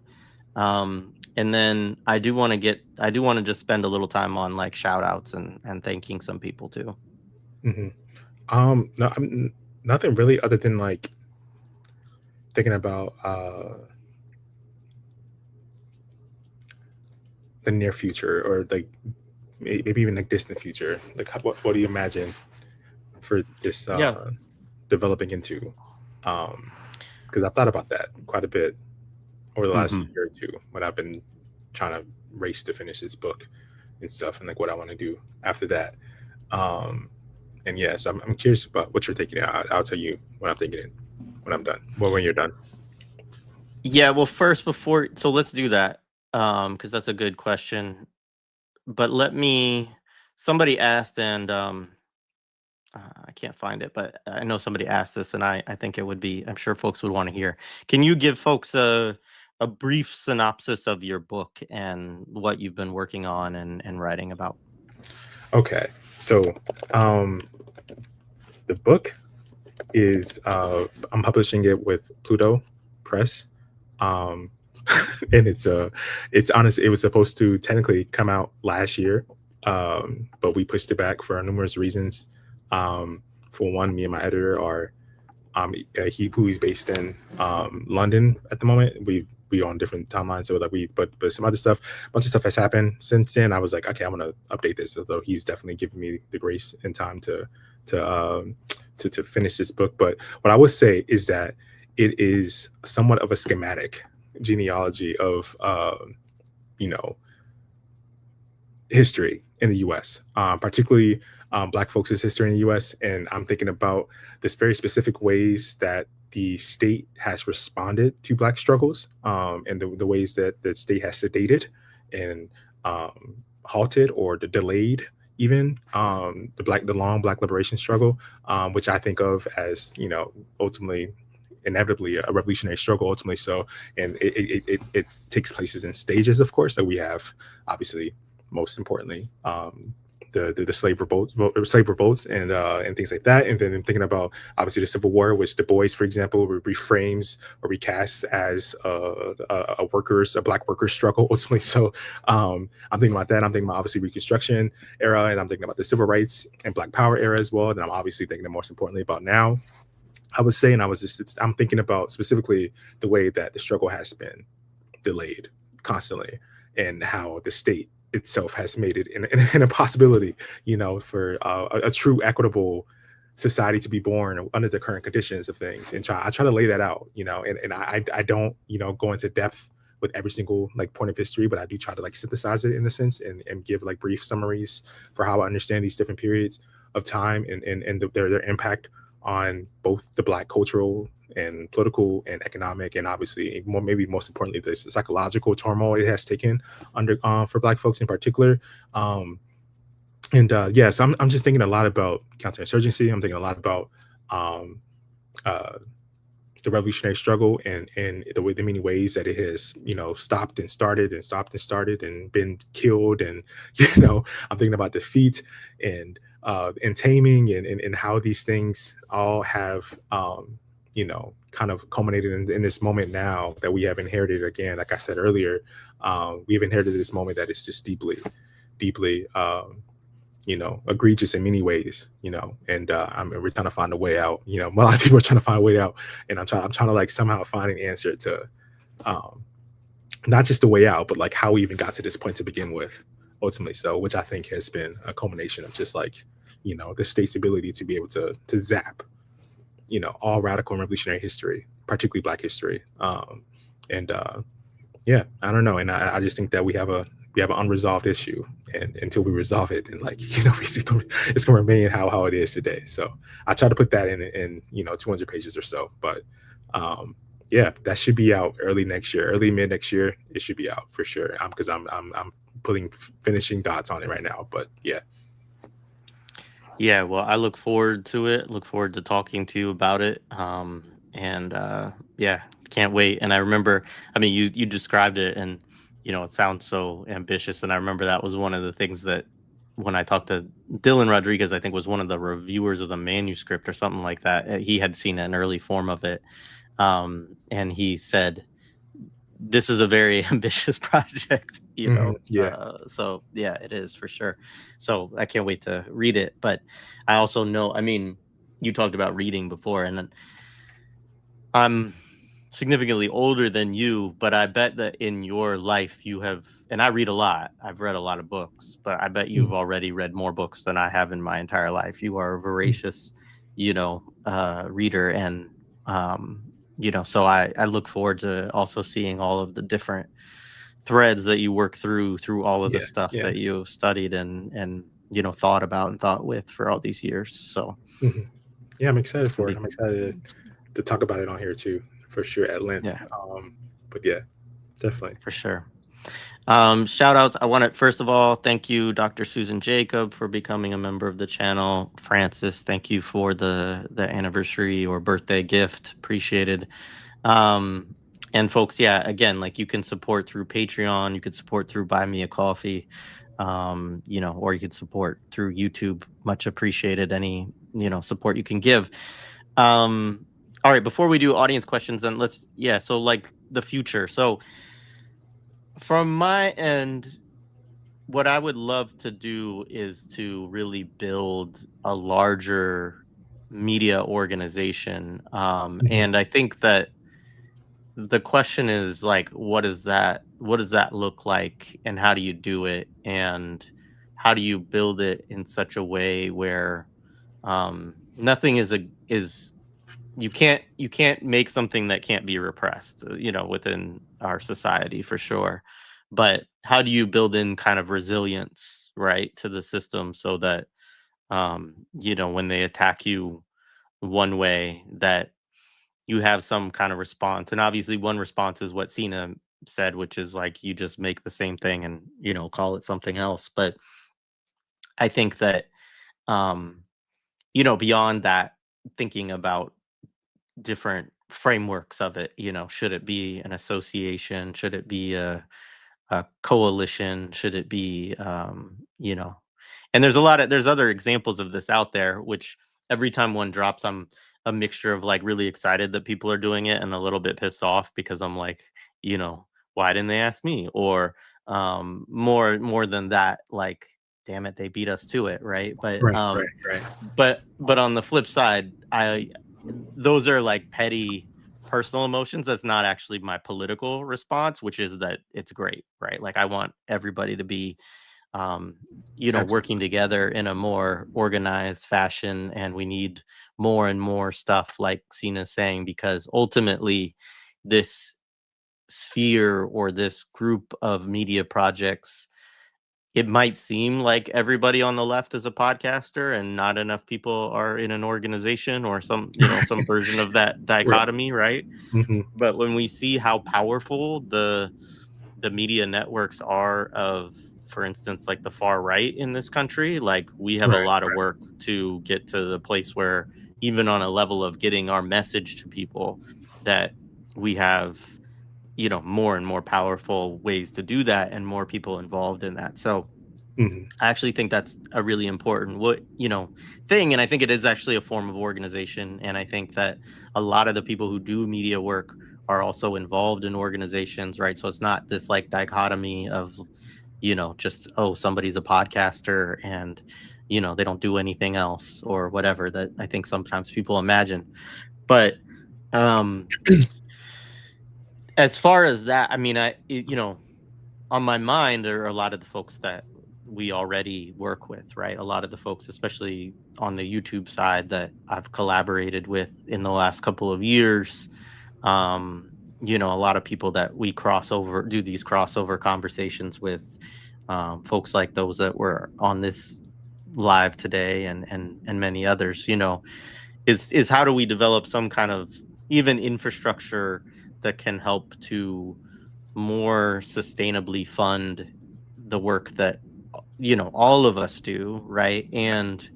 Um and and improve the quality of it too, right? So that's the other part, is that aesthetically a lot of times what we do is not as good as some. I don't know if people saw this, but I'll just use this as an example. Alex Aviña, shout out to Alex, one of the people I wanted to shout out today, but he recently did a piece for Wired magazine that they put on their YouTube video, and last I checked it was at like 170,000 views. And on one level it's because Alex is brilliant, but also like Alex has been brilliant for a long time, and he's been on this show, he's been on Gorilla History, he's been on you know, East is a Podcast, you know, all of these things. And you know, people love him on Twitter, he's brilliant in all those spaces, he is who he is. But the platform was big, and the production quality, editing, you know, work that went into it. It's like a 30-minute video, but everybody who listens to it and watches it is like, wow, this is great, you know. And it's great for what it is, right? Because it's something, obviously it's going on a bigger platform, it's addressing more of a mainstream audience, but still, you know, embedded within it is these radical critiques and Latin American history. Like that's the topic of it, which is obviously his specialty. But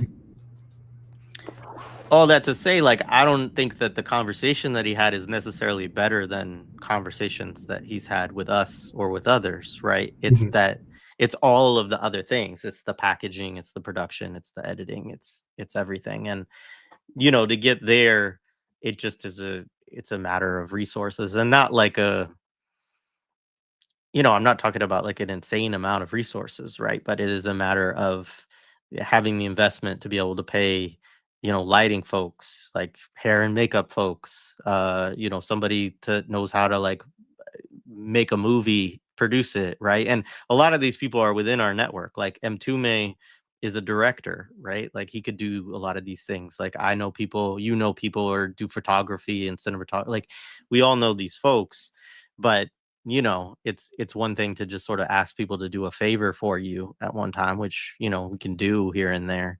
But you know, it would be nice to be able to pay people to do better quality stuff as well. And so yeah, so those are areas where my mind is like, how do you develop more like a network? A network is probably a good word, not in the sense that we think about as like NBC, right? But like a network of of people. And you know, and have those resources that you can then support multiple people who are doing the kind of work we are as, you know, individual, you know, creatives, for lack of a better term, right?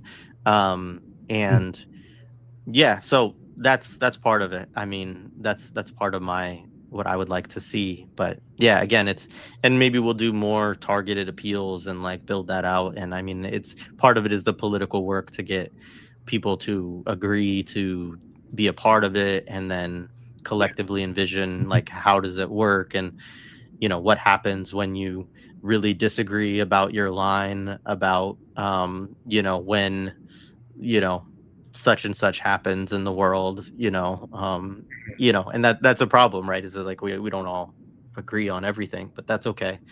But how do you deal with those things, and how do you deal with, you know, everything else that comes with it? And so, I mean, Black Liberation Media is a good example, I think, of that kind of idea, but they need more resources too, right? So it's like it's being able to, you know, support different folks. Yeah. Yeah. So first for of all, you, I think for one, I want to, before I touch on that, Mark asked a question that I thought about it quite a bit as well. Just like the question of just like the inevitable repression from these like, and I think that speaks to what you're talking about, right? That like the kind of like become sustainable enough, you know, without having to solely rely on, you know, these major platforms, and knowing that they can, you know, simply, you know, kill you. It's ultimately so, right? Yeah, it's something I think about quite often. But yes, but I totally agree with you, and I totally imagine the very same thing. But I will say on like a more like on a less of a on a more minor level, which is not really minor because it's pretty like ambitious as well. But I thought about I don't know if anyone in the chat has seen. There's a couple films like this, but um, there's one from 1948 called Strange Victory, and then there's another one called Sans Soleil, by Chris Marker. It's a French film from 1983, and they're both like documentary essays almost. And I would love. I've actually done this with Aidan and a couple other folks as well. Like I have quite a handful of like filmmaker, you know, documentary type friends who are really into that stuff. I really want to write those type of like documentary essays or like just like video essays, and with like accompanying like archival footage in the background, you know, or like, you know, just having like these like, yeah, I would love to like get to a place where like that. I think that's gonna be my next thing that I'm gonna focus on when the book is finished. To be honest with you, just like I've already started taking notes for it and trying to, you know, jot down ideas in here and there. But I think that like trying to do more almost like archival or historical like research for the public almost, you know, because like it's a, I don't know how familiar people are with like university archives, but like there's so much. You know, I attend a private university in Chicago, and there's so much like if you go to these libraries, you go to these archival stuff, like they are quite literally imprisoning, you know, a lot of, you know, like footage and histories and the different like, you know, papers that, you know, great revolutionaries or radical figures have written and things like that and participated in.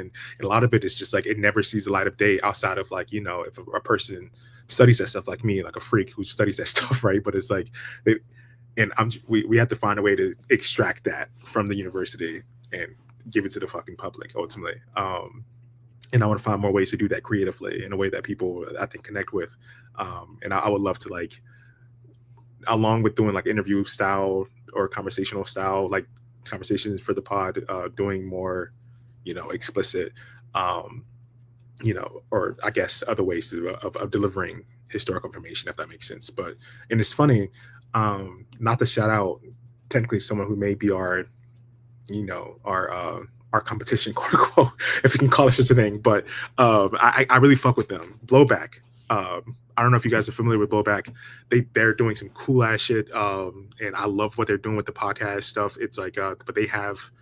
I just listened to the one they did on the Iraq War, for example, for the first time a couple months back, and they're doing one now about like Cuba and Cuba sending soldiers to like the, you know, the African liberation struggles in the 20th century, and just like basically it's like documentary but like audio documentary stuff. Like it's something about that plot like that, but it's very like I can't even explain it because it's not just talking. There's a lot of like there's a lot of like borrowing from archival, you know, materials and inserting in like, you know, interviews, things like that from like the 60s and things like that. It's a really cool like way to approach, you know, just presenting things in different ways. I think that's what I really want to do. Just have ways to do it. But yeah, again, it requires resources. It requires like manpower, things like that. But it's something that like, you know, I feel like everyone who's done this type of stuff have like largely done on pennies, historically speaking, you know, so I guess we got to still figure it out. You know, if you want to do it, you have to do it. But yeah, I don't know if that makes sense, but hopefully it does. Totally makes sense. And you should definitely talk to Sina about that, because Sina's been trying to get me to do that for years. And I'm like, I don't have the time for this, but like, you know, you two probably could get into it for sure. Yeah, that's great. Ricky, thanks for coming through. Lovely, Ricky was brilliant, on.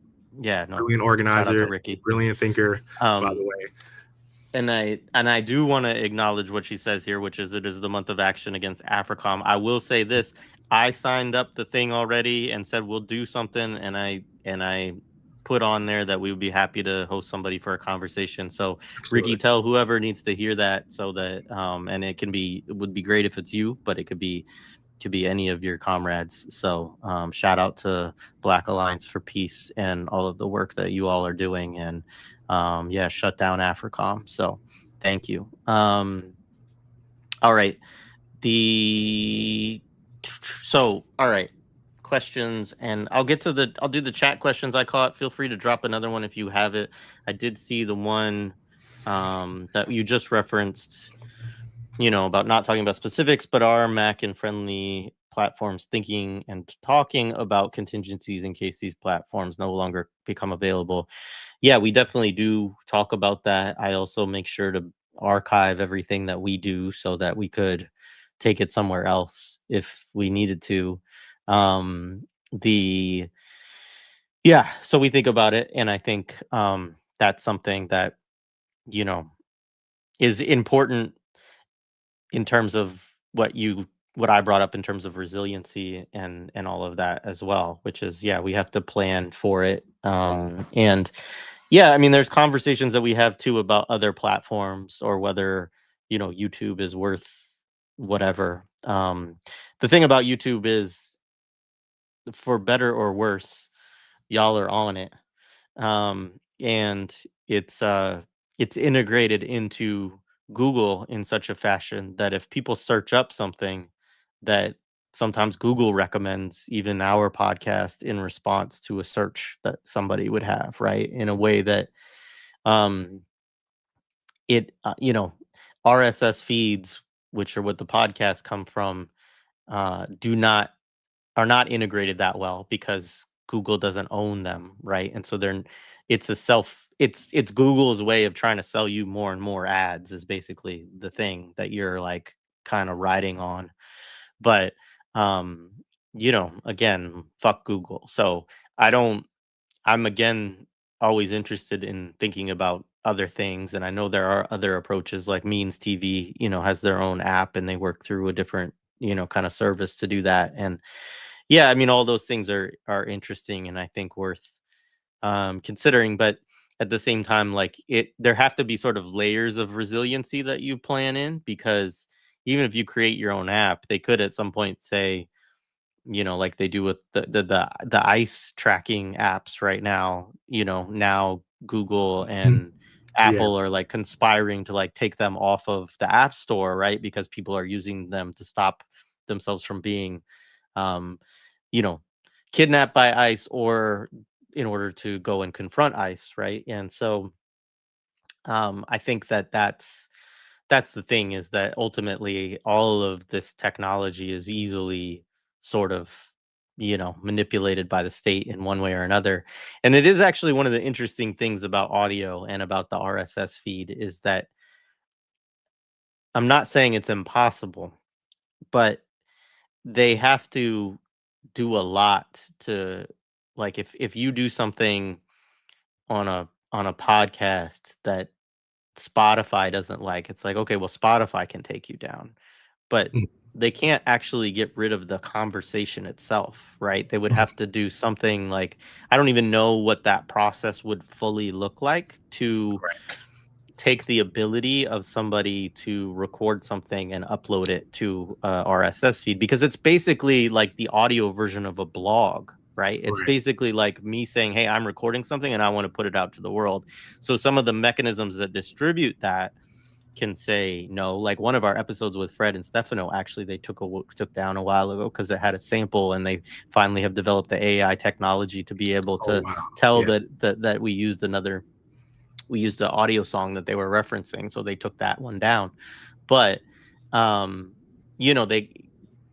it's very difficult. That conversation could still be listened to on another platform, you know what I mean? And so it doesn't totally erase it. It just means that you can't access it on Spotify. So that's the thing about the audio sphere. But I think video is important for other reasons too. So yeah, thinking about those things is important, is all I'll say. Definitely agree. All right, so yeah, this was to me talking about my job. What is a good career in a settler colony in capitalism? And I think this is absolutely right. There isn't really one. But also I didn't really have that analysis at the time. And I think that's something to share with other folks too, is that, you know, like people often, there was a moment where I was like really excited that I was able to quit my job. And then you kind of go, oh shit, like this is now what my income is based on. And it ebbs and flows a little bit every month. And I have to beg people for money every month and all of that. And so I don't necessarily encourage anyone to quit their job. Now, maybe if you work for like Lockheed Martin, like, or Boeing, you Yeah. know, I might say like, could you maybe get in a different line of work? Like, you seem like you probably have some skills that could be useful to something else. But but you know, I do think that in some form or another, we are all a part of the reproduction of empire, right? Which is sort of to say that you know, even when we think that we're outside of it because we're doing something different than you know, we're still a part of it, right? That the ad revenue that people will watch as watching this is funding Google and funding, you know, capitalist corporations more than it is funding us, right?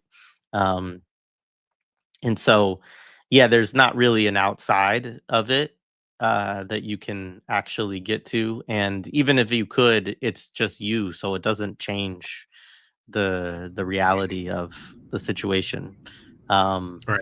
And so, yeah, I mean, I think that's important to understand. And I think, you know, people should keep their jobs if they can, because you need the money and you can hopefully put your resources to other things. But I will say, on a personal level, like doing this project has been super liberating, and not having a job probably helps me feel a little bit freer to express myself in the way that I want to, because I'm not as worried about people coming after my job for what I say.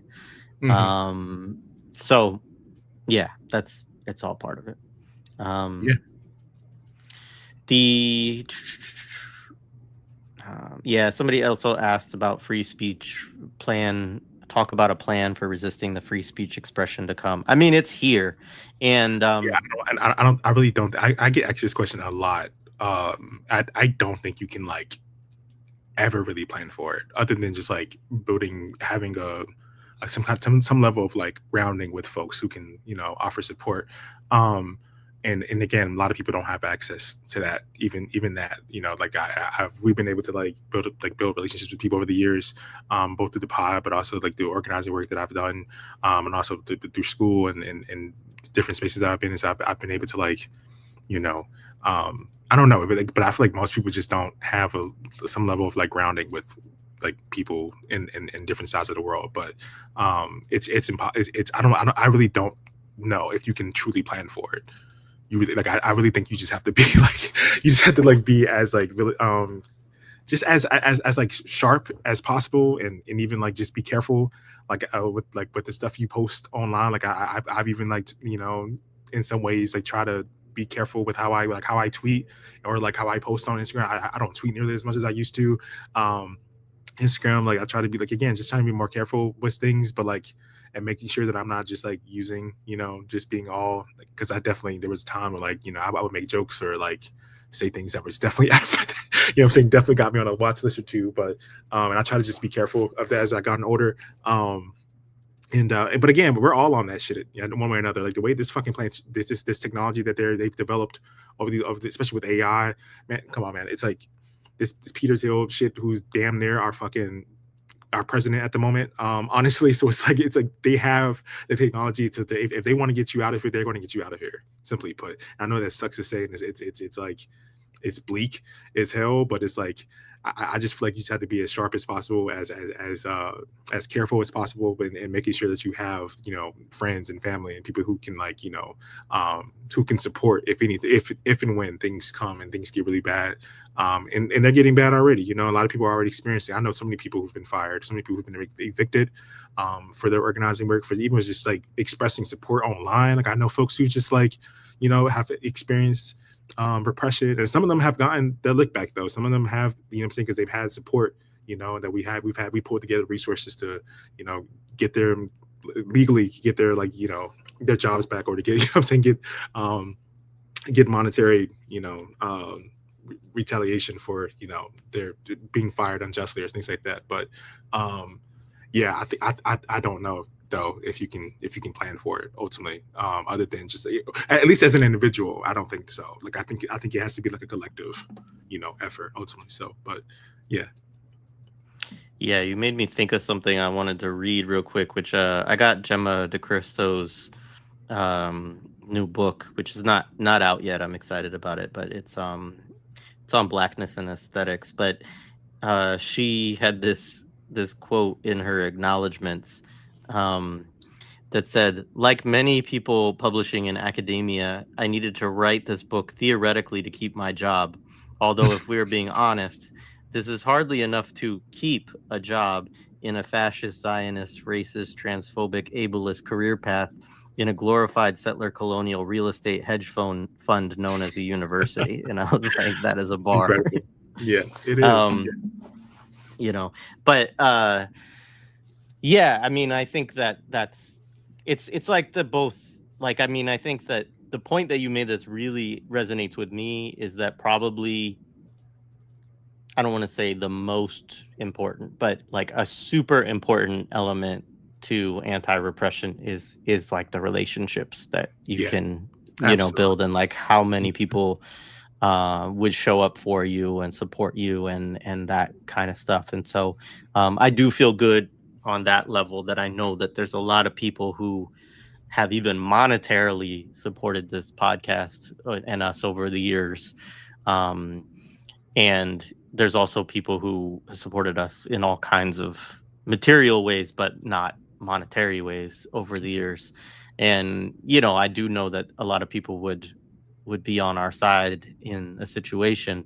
But I'm also like you, of like, look, they could just kill us. I mean, like, it's not, you know, there is nothing really that ultimately in the end is gonna stop the repression of the speech if they really decide that it needs to be, you know, terminated. And, you know, unfortunately, we've had the Manhattan Institute has somebody on their payroll right now, which has been targeting guests of ours based on stuff that they say on our podcast, right? So it's like, the repression is here and it is real, and it takes different forms, you know, whether it's YouTube, you know, demonetizing something or just suppressing us in the algorithm, or whether it's, you know, targeting our guests. And, you know, if there's ever a campaign to support those folks too, that will be the important thing to show up for as well. But yeah, I mean, for now, like it's just a reality that we have to kind of deal with. And so other things, so Orisanmi Burton stopped in. Thank you, Ori. To wish us a happy birthday and express profound gratitude. And yeah, appreciate you, Ori. Like, we're all sharper because of you, and I know you know that. Definitely. Also with Ori, we've been working on another project I was working on. I was helping him transcribe and edit some of Deruba's writings and some of his court documents and depositions as well. I read through hundreds of pages of like Deruba's depositions. It is so enlightening, and Ori is finishing up some edits, and he's writing like somewhat of like a semi-biography of Deruba for this book, and hopefully it'll be out, you know, in the next year or so. But it is blazing. It's truly, I think, it's somewhat what Deruba reveals about that era I think it's gonna like really shake shit up here and how we understand the Black Power or the Panthers, generally going to BLA. Because it's going to be incredible. I think I'm really excited for it to come out. But that's something I also had been involved with over the last year or so. But yeah, and yeah, Awesome. or definitely check out. Like I'm sure that everyone knows, on Tip of the Spear, one of probably my standard for Black radical literature contemporaneously. But one of the great texts out here. But yeah, it's I went through this process for a while. I emailed you or texted you about this too, and I haven't done anything with it. But like at one point, I was like, I kind of wanted to do like a book awards thing or like a, top 10 books per year or whatever. And all I could say is that Tip of the Spear is like right at the very, very top of all the things that we've done. Partly I wanted to do it because I called Orisanmi Burton an award-winning writer at one point in one of my intros for him, and he was like, "Bro, I haven't won any. They were not good." And he considers that a badge of honor too, right? Like he's he sort of, I think, would feel like if he won an award for his book that he didn't do it right, or something like that. Right. But I appreciate that mentality too. But I was like, well, we need to give it like a Mac, Mac Book Awards. But anyway, all right. So I'm going to do some shout outs. Before I do that, I do want to say on Monday, we have a bunch of audio stuff coming out soon that you've done. So that'll be coming out probably in the next week or so. I have about 15 to 20 that we've recorded. We just need to edit and get them out. And I already have a couple edited. And so they'll be coming out in a couple coming weeks. But yeah. Josh has figured out how to edit. So look out, folks. Because like now, we're going to be trying to push them out much more frequently now. But yeah, definitely.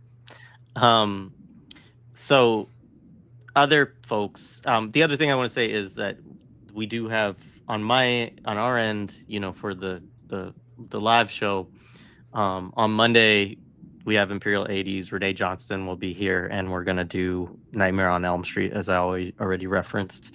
And then Tuesday is the second anniversary of Al-Aqsa flood of the beginning of October 7th, 2023.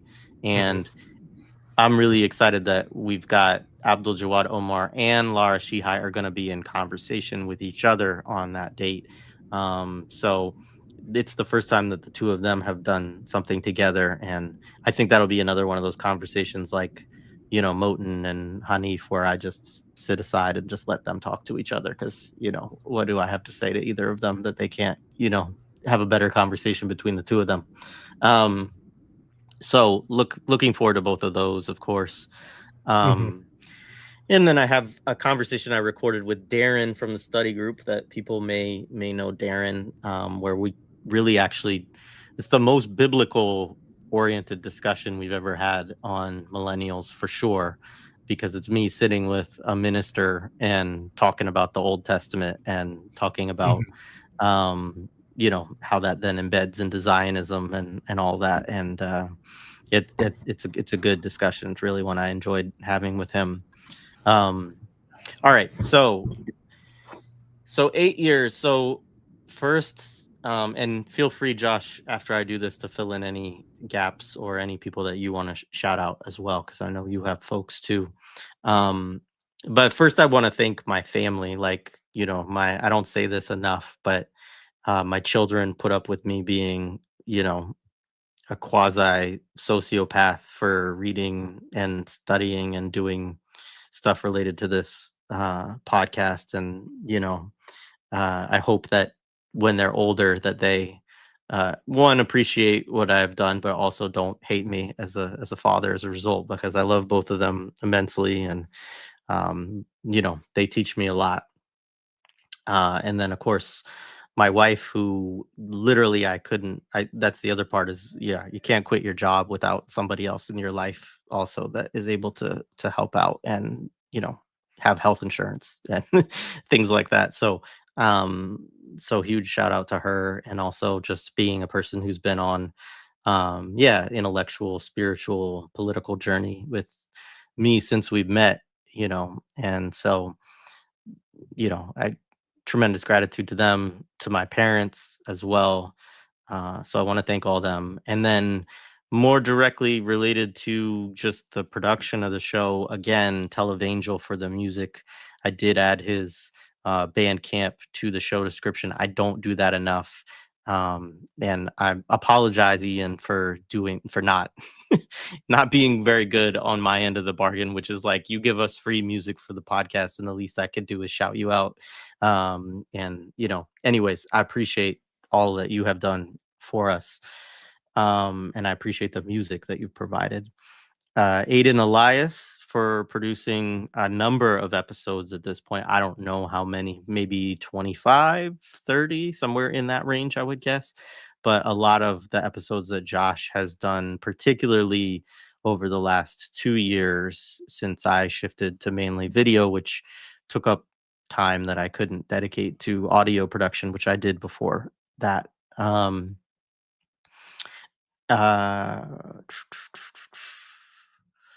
Then I do want to shout out, folks. These are people who have given over $1,000 to the podcast over the last 8 years. And there may be some others that I don't know because you give across multiple platforms, and I looked mainly at Patreon. But Eric, Fred, David, Alex, Shannon, Sarah, Nico, Tyler, Sam, Gay, Lauren, Peter, Random, Katie, Alex, Diane, Noah, Laurel, Joseph, Mark, MCL, another Mark, Emmanuel, Sophia, another Mark, Zero, and Hope. So there's a few people who are close to that as well, but I just had to pick some cutoff, and that one left me a good number of people to pick, but not me going into, hundreds or thousands of people who have contributed in some way, which is amazing. Thank you to them, but to everybody who's, given, because I don't know if people know this, but the ad revenue portion, which is technically a small portion of our revenue at this point, at the highest, it could be $400 a month right now based off of things. And so, like, obviously that's, it might help me pay my electric bill. But that's it, so the show is made possible through our patrons for sure. And there's no, as you always say, there's no grant funding. There's nothing like that for us. Episodes, guests that have brought us more than 10,000 views or downloads from a single conversation. And so again, this is a shortened list because you pick some arbitrary point, but I wanted to thank all of these folks because that's 10,000 views or downloads for us in an individual show is a lot. We rarely do that. We've only done it 4 times on YouTube. And we've done it more times than that on the audio side. But, Fred Moten, Joy James, Stefano Harney, Vijay Prashad, Hanif Abdurraqib, Ruthie Wilson Gilmore, Abdaljawad Omar, Andrew J. Douglas, Jared Loggins, Hiram Rivera, Orisanmi Burton, Robbie McVeigh, Bill Rolston, Lara Sheehi, Stephen Sheehi, Olafemi Taiwo, Sadia Hartman, Kali Akuno, Kamal Franklin, Ali Kadri, Jesse Benjamin, Francis Hasso, Sina Rahmani, Deshaun Harrison, Joshua Myers, Sophia G. and Nathan Y., Ronaldo Walcott, Allison Escalante, Jay Mufwad Paul, Devin Zane Shaw, Kareem, Wendy Carino, Stephen Osuna, and Daruba Ben Wahad. That is the list for that. And yeah, I mean, the other thing I would say is like that list is reflective, I think, of one of the things I appreciate about this podcast, which is some of those people obviously are big names. There are people who have a lot of people who check out for them and listen to them and are interested in what they have to say and will just go to something that has them in it.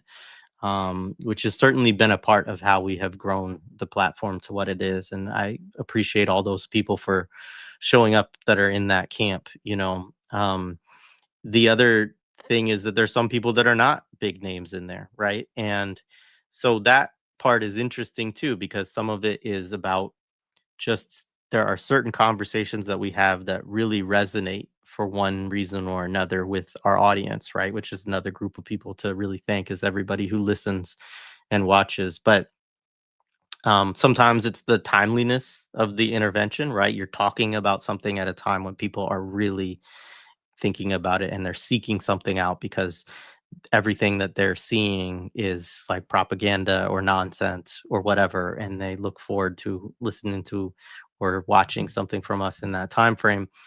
And sometimes it's just that like somebody just comes through with like a uniquely brilliant perspective, and it may not be something that's super timely, but it just that really resonates with people for some reason. And so yeah, wanted to acknowledge all of those people and to thank every guest that we've ever had. I mean, this show is a Absolutely. very guest driven platform. Like we Mhm. are just two guys at the end of the day. And we have some interesting things to say, hopefully, but yeah, the people that we have had on have been the thing that has been the engine, I would say, of this Absolutely. show Yeah. for sure.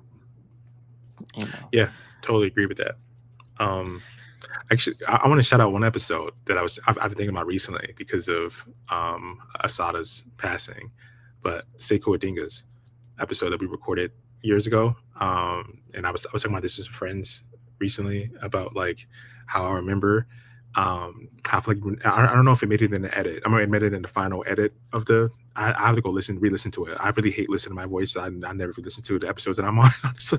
But like, I remember like he was coughing throughout the entirety of the recording, and it was like really tough to hear because he had just gotten out of prison. He's had been in there for what 35 years or something like that. I think it was something along those lines.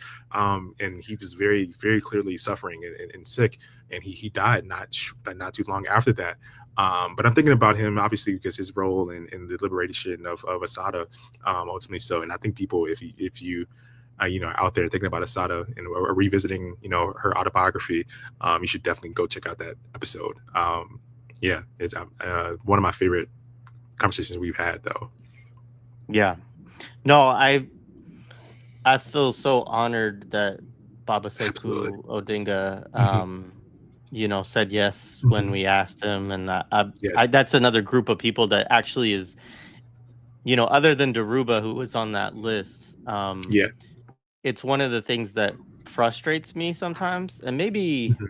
did Ray Luke Lavassier make it? I don't think he did. I think he's close, but yeah, I get frustrated sometimes that people don't want to listen to those conversations with elders Really? as much. Yeah. And I do understand in relation to that one, because you're right, the audio quality on that is not good. Yeah. Unfortunately, because he was ill at the time. Mhm.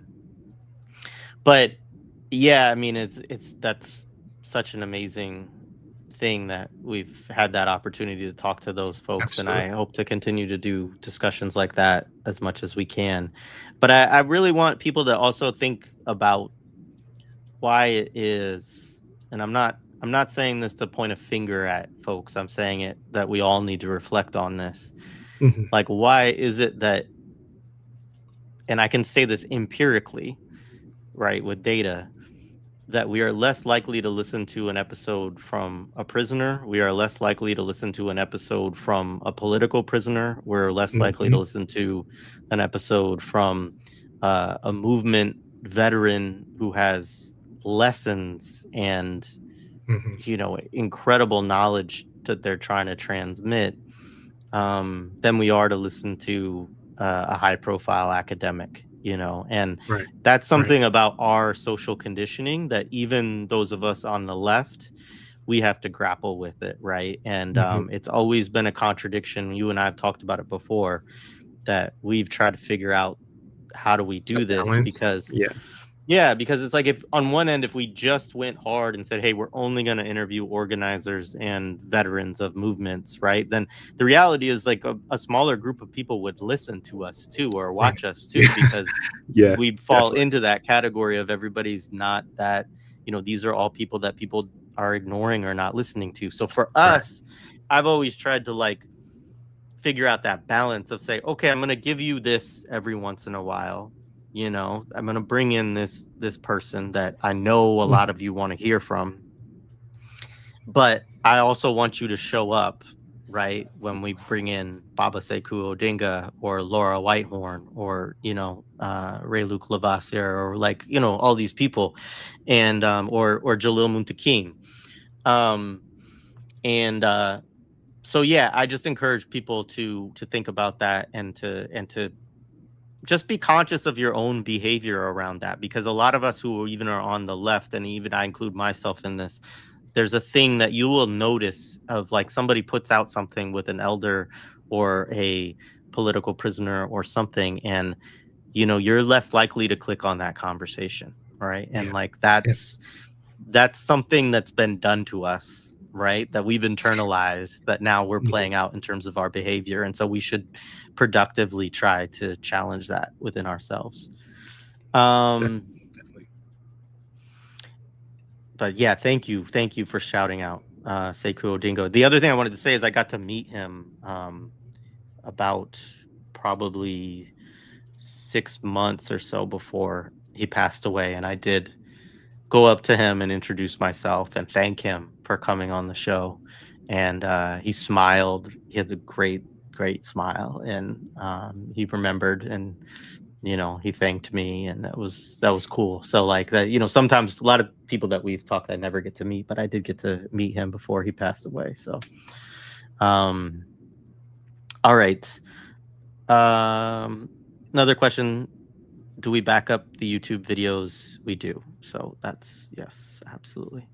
I think that's about it. I do want to thank also, and there's somebody that, like, when my laptop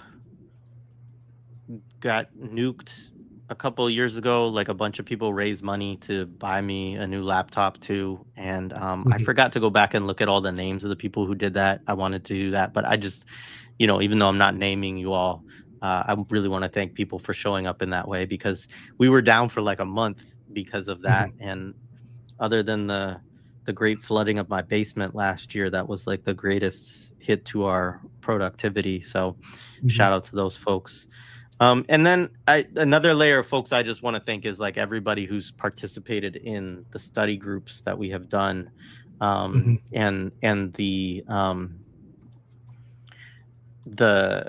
the Discord also. Like, shout out to all the people in the Discord. But the thing with the study groups is just that, we've done a lot, and I've been able to build a lot of relationships with people through that are closer. And I just thank all the folks for doing that. I don't know why I can't find the list, but maybe I can find it in the Discord. I'm not going to try to look it up, but we've been doing study groups. I did some that actually preceded Mac, but we're on Ali Kadri right now, and I think we've done about 10, maybe a little bit more than that, since the podcast started. And we usually, at least over, especially a post 2020, we always do more than one per year, usually 2 or 3. So yeah, it's just, that's great. It's a great space. It's not it's not going to be the site of the revolution, but it's a great space for all of us coming together and learning together, and collective politicization, people connecting, people being able to find like-minded folks, join organizations, deepen their own knowledge. And so that's very meaningful. And there's a lot of people, too many to shout out, that have been a part of it. A number of them are in the chat right now, and just want to thank everybody that's participated in that. And people have been, I should say, there's labor that goes into that. People, you have to join a study group, you have to take notes, you have to facilitate conversations. And so I also appreciate all the people who have put labor into that work beyond just reading and talking, which is also some form of labor as well. So yeah, I mean that's it for shout outs, but I did want to do that because there's a lot of folks that are involved in this project directly and behind the scenes, often in ways, and a lot of them I've built strong relationships through this project, and I just want to thank all of them as well, and yeah, as well as Ian at Televangel, and Aidan, who I Yeah. don't shout out enough either. Yeah. Wait, before we go though, I want to say it's been an honor to work with you these years. And honestly, I cannot stress enough just how much you've like carried us these last couple of years with me, venturing out and doing so many other things. And you being patient and again, just fucking killing it. And again, I hear people like I know people, I've met people at school and random ass places who will mention Mac. And like just like some of them don't even know it was like I'm a part of it, like just because like I don't really mention it much for one. I mean I do a good enough job at promoting it as well on my end. But it's gotten better over the years. I would say that. But I would say that like people mention like the study groups and some certain episodes that you or I have done and stuff like that. And it's like it's very like even if you didn't burn on the episode, you edited, you gave it the final before it went out. You like kind of like go over it and offer me your thoughts and things like that. And yeah, I just appreciate it. It's honestly truly it's been a blast, and I hope we go for another 8 years. Honestly, I think we're gonna continue on in our get better at this as we go on. And so it really is, it feels weird. I'm about to be 30 here soon, it feels weird. I was like 20 21 I think when we started, 21 22 22 maybe, I don't know. And just, it feels like a totally different person, totally different reality. And yeah, I wouldn't have wanted to do this with anyone else. And it's honestly, I thank you for approaching me about this for the first time in 2017. Yeah, 2017. Approaching about it like it was so like I had never really like thought about it. What I'm saying? And we really brought it to life, and did something really cool with it. I'm surprised all the time the amount of people that I come across who like truly have made like friends and gotten into relationships, over bonding over our pod. Like it's insane to think about the amount of people that actually listen, considering where we started. It was very primitive how we got started for sure. And so and the fact that so many people it resonates with so many people is really awesome to see. And I hope we continue to develop it and refine and maintain a permanence, I guess, amongst people. But yeah, no, I appreciate you saying that, Josh, and back at you. It's been great to be a part of this project with you for 8 years, and I very much appreciate you as a partner, and it's been cool for me. It's kind of it's a different thing, but to watch you go into now doing stuff all yourself, and I mean there's like there's ways that one could look at that, saying, oh, they're not doing as much together, or whatever. But I think that it's been, I mean, like I don't think I finished the story fully, but we didn't know each other in the beginning really, except through Twitter. And I didn't, part of the joke is like I didn't know you were an undergrad student either, right? And so like when we started, because of the way that you tweeted and talked about things online, and you've always been intellectually advanced for your age, my man. And I just assumed you were at least a grad student, right? And had I knew you were, I didn't know you were in school, but I just assumed you were like a PhD student or something like that. And like no, and you so it's been cool in some ways.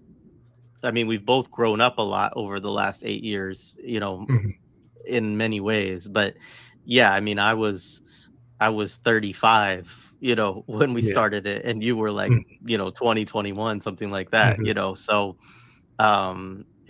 it's been cool watching you grow up and to see the stuff that you're doing, and I can't wait to read your book. And I appreciate it. Yeah. you know, and I appreciate a lot of people have been shouting out, particularly the conversation you had with Iker the other day, Iker Suarez. And yeah, you're doing great work there as well. And yeah, so anyways, I look forward to figuring out more ways that we can Yeah. you know, run this partnership and collaborate. When this, yeah, we definitely will, and we're gonna be better with it. Especially when I'm done with this, when I finally turn that final manuscript in, I'm gonna feel much more relief and much more time and energies. So I'll definitely be joining you more. But yeah, we'll see. You know, I'm looking forward to it for sure. For sure. All right. Well, I think on that note, I will take us out of here. This has been great. Appreciate the chat. Thank you everyone for tuning in. Yeah, thank you for tuning in. All right.